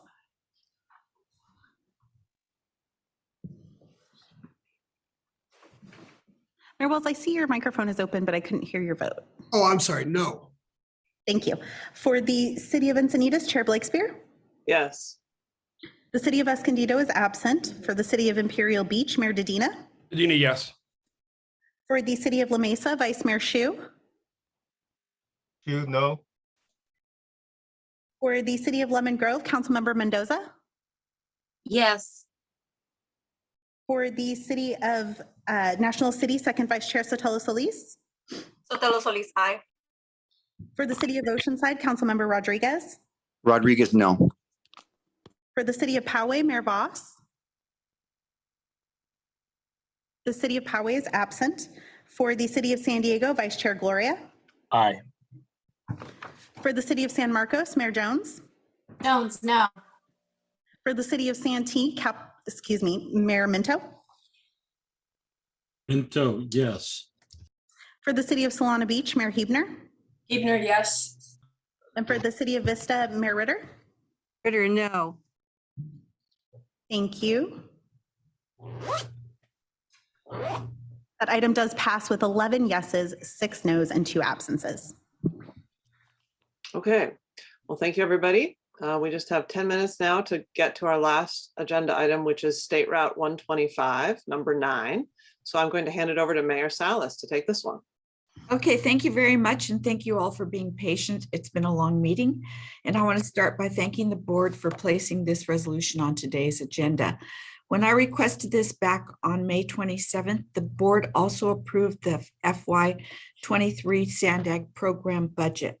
In that budget is Sandag's work element for State Route 125 operations that includes an objective to efficiently manage operating expenses to support the repayment of the outstanding debt.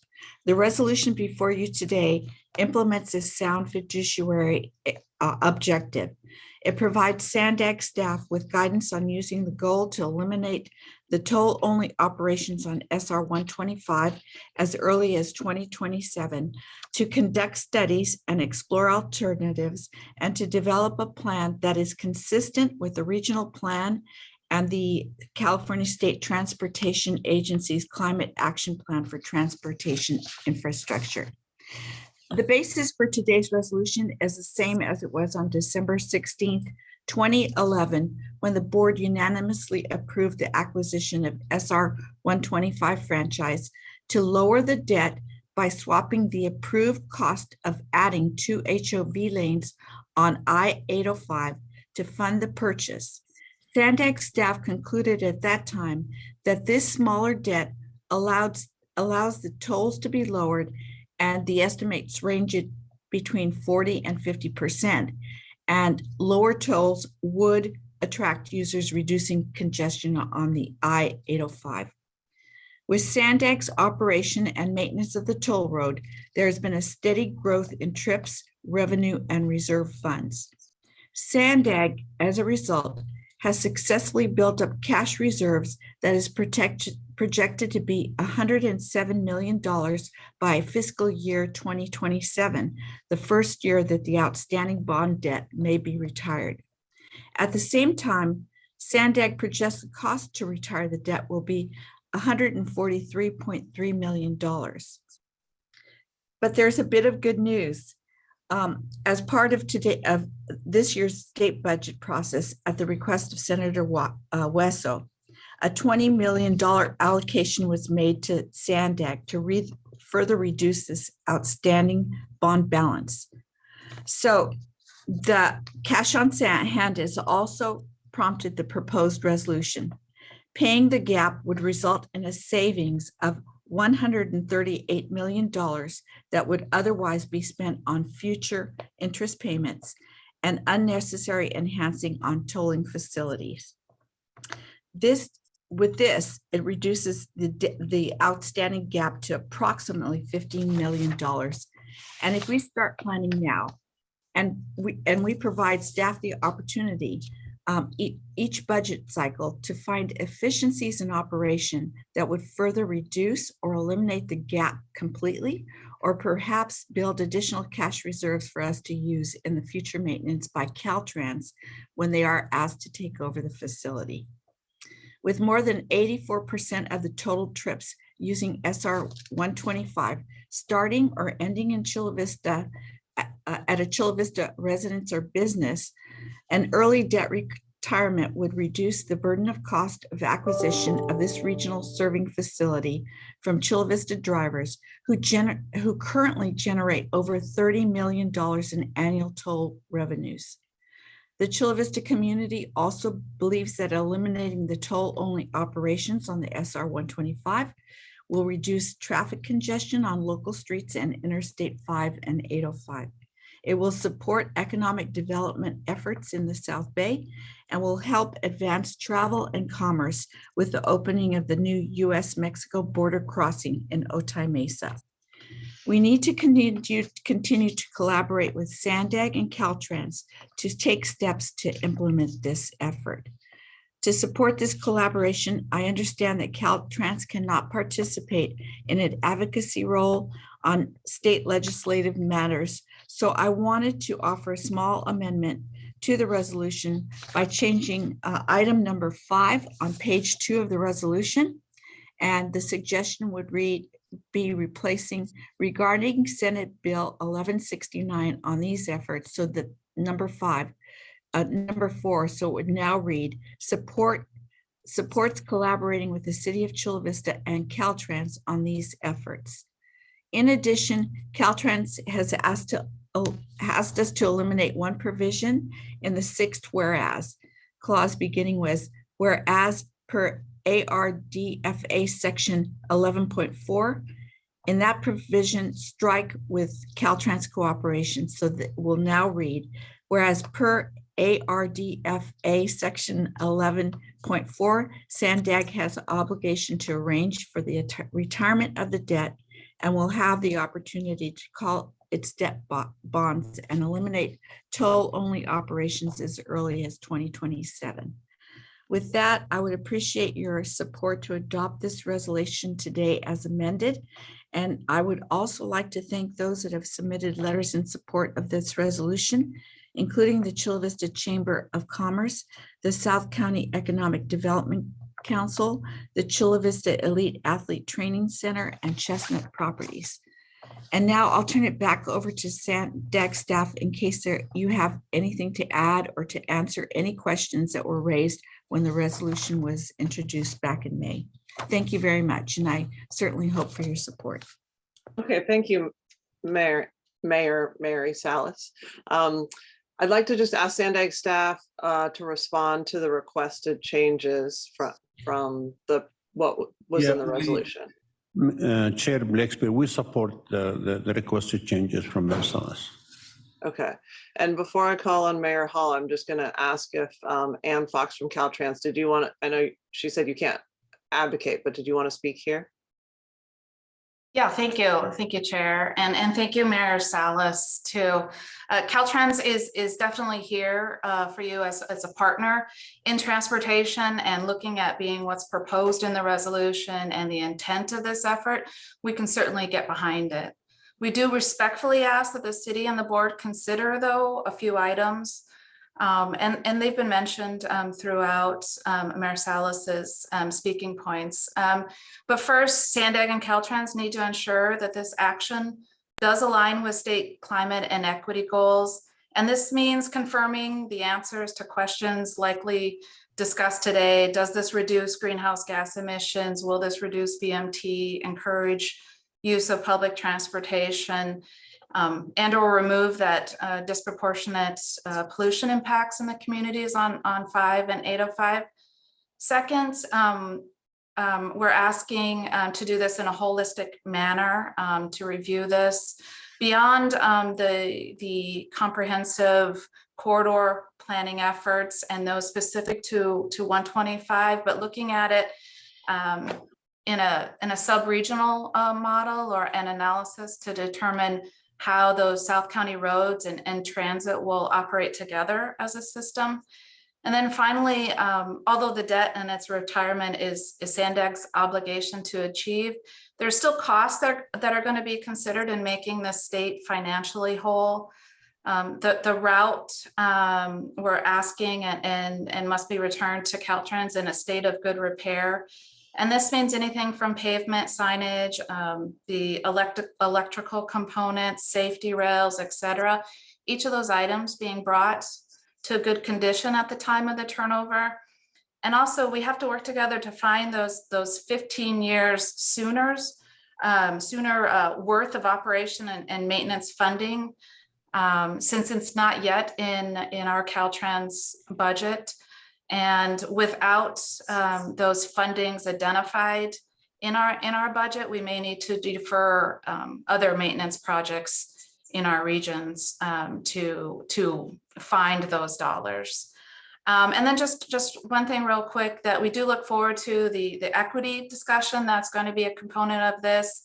It's an important one and we look forward to it, and it'll certainly help inform public policy going forward. So with that, thank you. Those were our comments.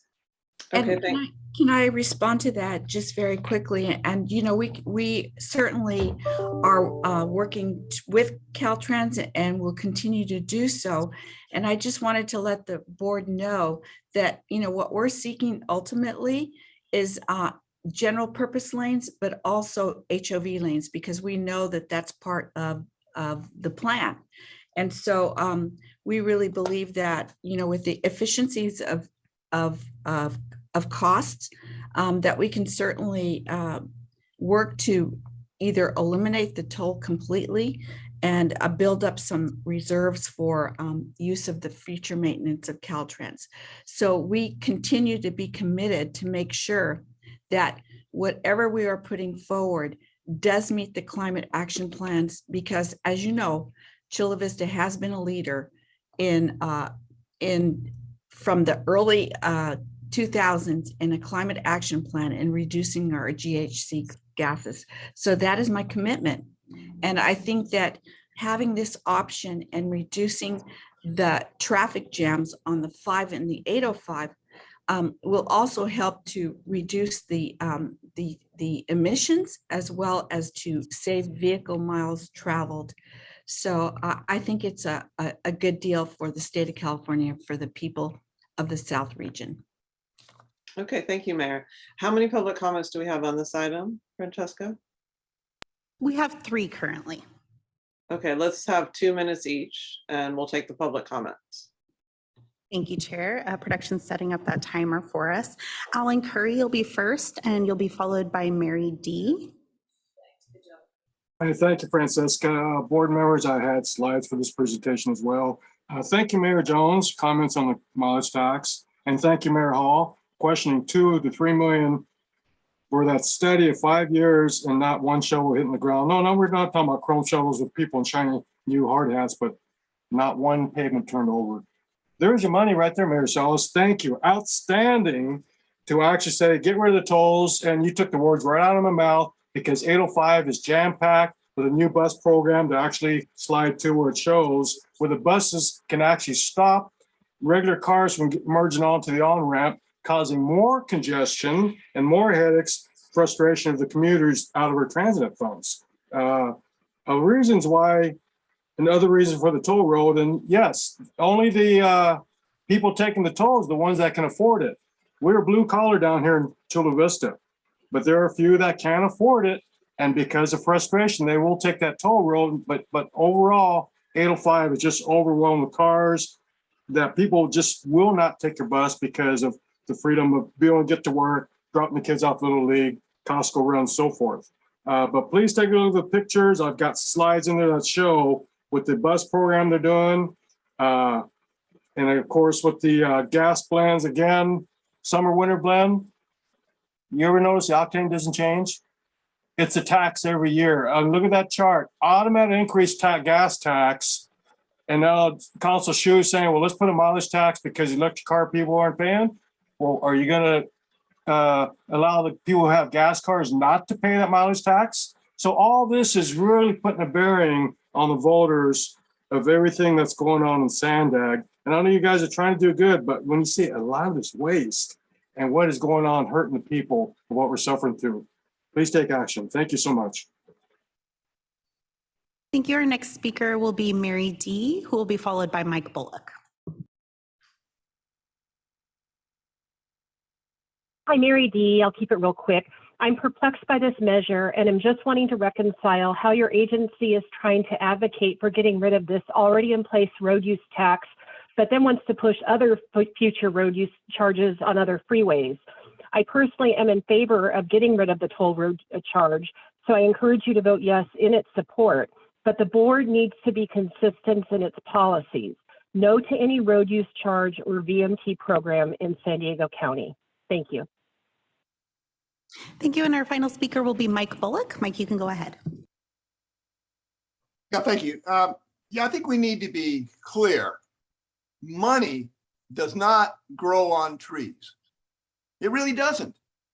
And so you're telling me that you're going to drop the toll and somehow or other, this is going to reduce driving and you're going to reduce congestion on the parallel roads because people are going to jump off there. And so you're completely forgetting induced traffic demand. Anything you do to reduce congestion will increase driving, will induce enough additional demand to where you'll be right back where you were. And it doesn't seem like the Caltrans representative seems to understand that. And I want to point out something that the draft CAPTI, that's the Climate Action Plan Transportation Infrastructure, advocated for eliminating the state gasoline tax. Sometimes I'm anti-tax. And in that case, I am, because the gasoline tax is very inequitable. The people with no money, no income, pay the exact same gas tax as a billionaire who's driving an internal combustion engine car. A billionaire goes up, buys 10 gallons of gas, the exact same amount of tax is paid as the driver that has no money, no income. And the last speaker said, hey, what are you going to do? Not charge people the gas tax or the road use charge? Absolutely. That's what means-based means. Do you understand means-based? Why couldn't the toll be means-based? And yes, that means people low income pay zero, of course. And yes, there's technology because we need to know the income of the person driving the car. It's like income taxes. Okay, thank you. Chair, that concludes the public commenters. Okay, thank you. And I think Councilmember John McCann is here as well as a member. I'm not sure if he's an elected or not on this item or a member of the public, but I'll go ahead and call on you, John. Okay, I apologize. Didn't know if obviously Mayor Salas is there as a member for the city of Chula Vista, but I did want to go ahead and first thank the Sandag board. I am a council member of the city of Chula Vista, John McCann, and I wanted to speak in support of this adoption. I want to thank Sandag and the board of directors for considering this resolution. And I want to thank Mary Salas, Mayor, in getting this resolution on the agenda and taking the leadership role in this. It is vital that Sandag adopt this resolution to fast track eliminating the debt and toll on State Route 125 to optimize the use of the SR 125. SR 125 is an underutilized asset. As a regional and international highway, the SR 125 has always been slated to become a freeway after the debt was paid off. SR 125 is underutilized, and what happens to avoid tolls, many of our residents who are working class individuals utilize local roads, or they utilize the Interstate 805, which is overutilized, which pushes the traffic congestion then to move over to Interstate 5, which is overutilized as well. By paying down the debt sooner and eliminating the toll operations, it provides a win-win-win scenario. This will increase the economic benefit to the region, the South County, City of San Diego, Chula Vista, and all the regional cities in South Bay. It will increase air quality benefits because people will actually be using the underutilized space and not sitting in traffic. And it will decrease traffic congestion. It'll be a win for our commuters and for our vendors who are trying to get to market their items. As a regional partner and in collaboration, I want to thank you for your consideration and hope you will support this item. Thank you. Okay, thank you. Mayor Hall.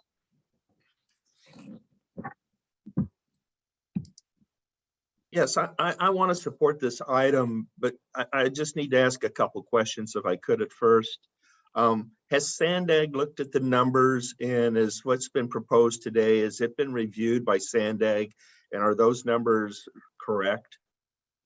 The answer is yes. It will take $143.4 million to pay the debt early by 2027. We have also done some analysis on vehicle mile travel and greenhouse gas emission that we're trying to confirm. But we looked at the numbers, and again, as we said, we support what Mayor Salas is bringing, but there's a lot of work to be done. To Ann Fox's from Caltrans point, a lot of work has to be done in accomplishing that. And what about the $20 million she said that, well, first of all, there are excess funds available from this project to go towards the debt? There are right now what we call a reserve fund of over a little over $100 million, but those reserve funds are committed to some capital and some operation and maintenance.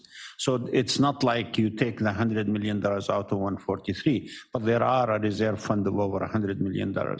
As to the, as reported earlier, Senator Hueso did put in the budget for us, Sandag, to receive $20 million to pay down bonds. It was not specific, but that $20 million is what I believe Mayor Salas is referring to.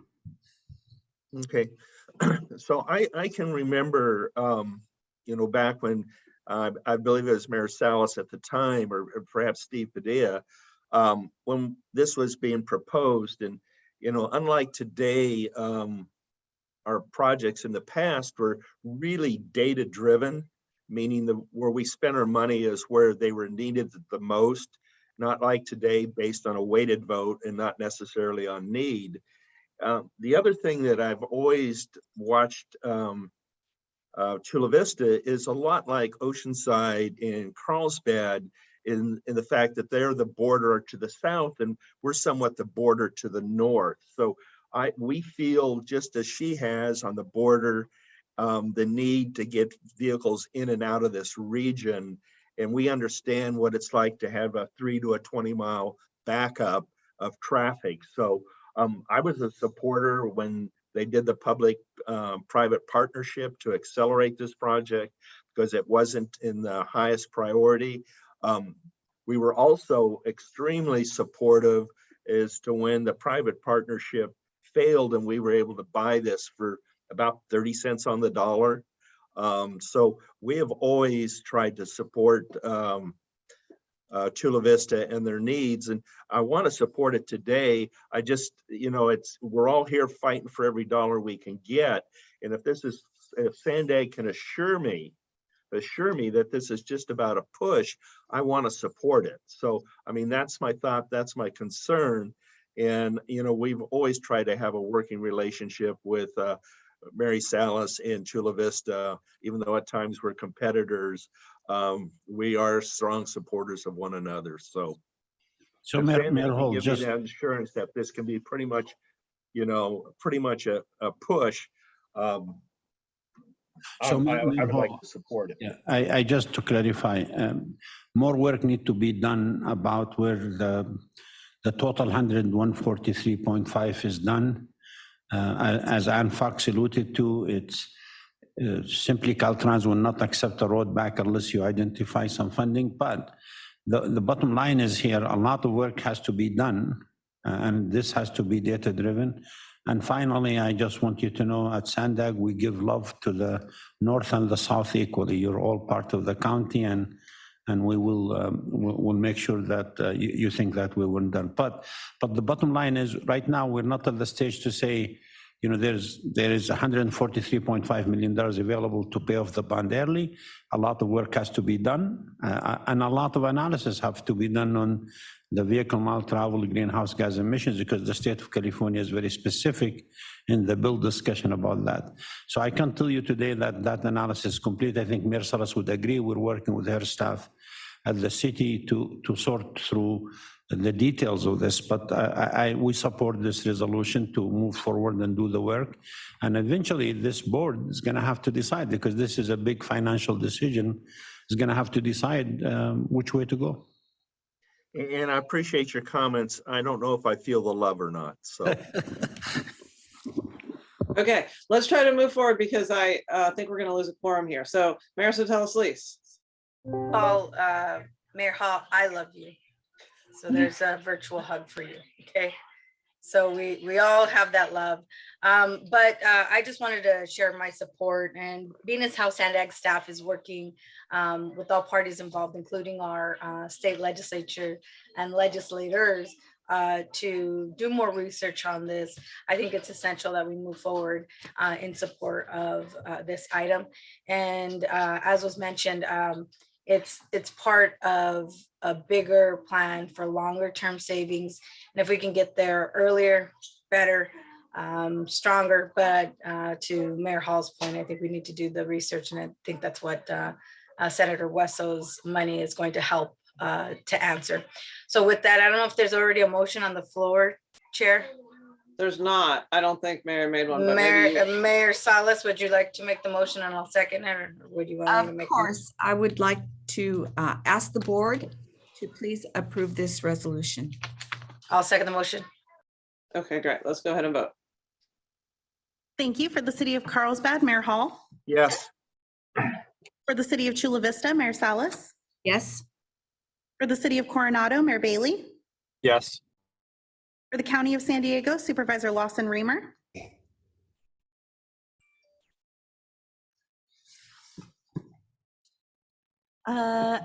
Supervisor Anderson, are you available to state a vote for the county? I believe the county of San Diego is absent. For the city of Del Mar, Councilmember Gasterland. Del Mar, yes. For the city of El Cajon, Mayor Wells. Yes. For the city of Encinitas, Chair Blakespear. Yes. The city of Escondido is absent. For the city of Imperial Beach, Mayor Dedina.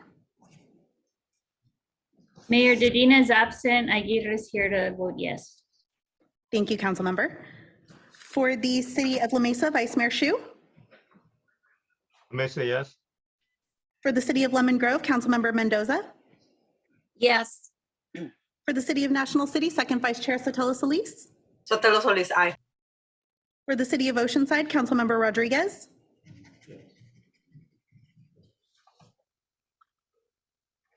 The city of Oceanside is absent. For the city of, the city of Poway is also absent. For the city of San Diego, Vice Chair Gloria. Aye. For the city of San Marcos, Mayor Jones. Jones, yes. For the city of Solana Beach, Mayor Hebner. Ebner, yes. For the city of Vista, Mayor Ritter. Ritter, yes. Thank you very much. This is Santee. Would you like us to vote? My apologies, Mayor Minto. I'm a yes. Thank you. And with that, that item passes unanimously with those members that are present. Okay, thank you. Well, before we're adjourned, I think we need to go back to public comment because we had a few that were left over. Yes, thank you, Chair. We had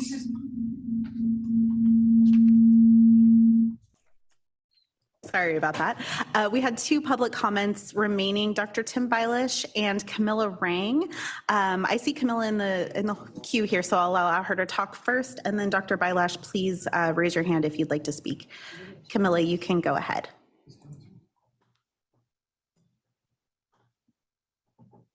Can you hear me? Yes, we can. Oh, thank you. Hi, this is Camila Rang. First, I just want to express my utmost joy over the $300 million you received to start the relocation of the train from the Bluff inland.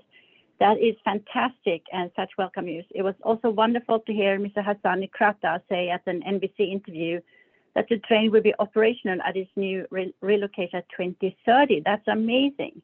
That also opens up the possibility to rethink the hardening of our bluff.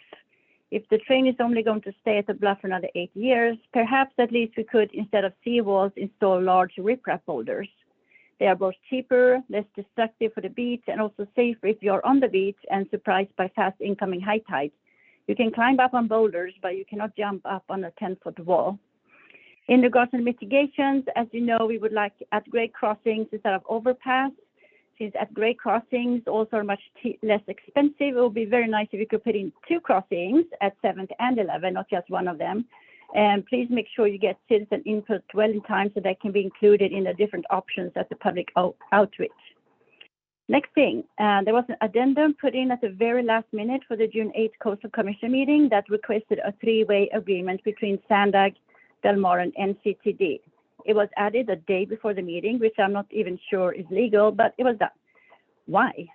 We know the NCTD wants nothing to do with any kind of mitigations for the public, and they have said no to everything Del Mar has suggested. What makes you think they will agree to anything now? For although I know they have dug their heels in even deeper, most just because. Judging from NCTD's behavior up until now, we should all be very wary of manipulations and overreach from them. It was, for example, very worrisome to hear that at the last meeting that Sandag and NCTD was already very close to an agreement. Really? Where was Del Mar? Why weren't we included in those discussions when the addendum very clearly said all 3 parties should communicate and come to agreements? Please. Apologies, Camilla. I do need to move on to the next public commenter. Dr. Bailish, you can go ahead. Thank you. My apologies for extending the meeting. I sent additional comment to the clerk by email. Thank you, staff, for excellent work as evidenced in the reports today. And I wanted to offer to volunteer. I'm a licensed physician and a scientific researcher to provide support to staff in assuring future safe in-person meetings because of the complexity of these issues and the limitations that virtual meetings propose. Thank you. Thank you, Dr. Bailish, and your comments that were emailed during the meeting will be made part of the record. And that concludes the public comments, Chair. Okay, thank you. And I just briefly have a quick announcement that we have 2 new working groups. So you may recall that in order to have our working groups be more efficient and to dive into broader policy discussions, we have formed 2 new working groups, and they are the Sustainable Communities Working Group, which will be chaired by Supervisor Tara Lawson-Remer, and the Mobility Working Group, which will be chaired by Council Member Raul Campillo. And I just want to thank the chair of regional planning, Mary Salas, Mayor Mary Salas, who appointed one of those, and Supervisor Vargas, chair of the Transportation Committee, who appointed the other one. So we're looking forward to both of these, and I want to thank the members for serving in those capacities. And then I'd like to see if there are any other member comments before we adjourn. Yes, Ann Fox. Okay, real quick, and I wanted to make sure we could get through this announcement. So one of our own, Mario Orso, he has recently been promoted to be our Chief Deputy of Capital Programs here at Caltrans District 11. So congrats to him. As you know, he's one of 3 shared employees with Sandag. Those 3 shared employees lead teams at Caltrans, corridor teams, Caltrans and Sandag, which ensure that we're integrating our modes of transportation and getting in front of any issues as we move forward and build those transportation projects. Both Hassan and Gustavo Delarda, our Caltrans director, both agree that even though he's taken on this new role, Mario will continue to lead the State Route 11 Otay Mesa East Port of Entry project to ensure that that project is completed. So have no fear, he'll still continue to be working on that effort going forward. So thank you. Thank you. And it is, those shared employees work out really, really well with Caltrans and Sandag. We have a model in this region because of that. So it's really great, Mario, being promoted into that position. So Chair Blakespear, so we agreed to his promotion only because he committed to stay on Mesa too, just so you know. Oh, good. I know he's been shepherding that for his entire career. Okay, well, with that, we have our next board meeting on July 22nd, 2022. Have a great weekend. We are officially adjourned. Thank you, everybody.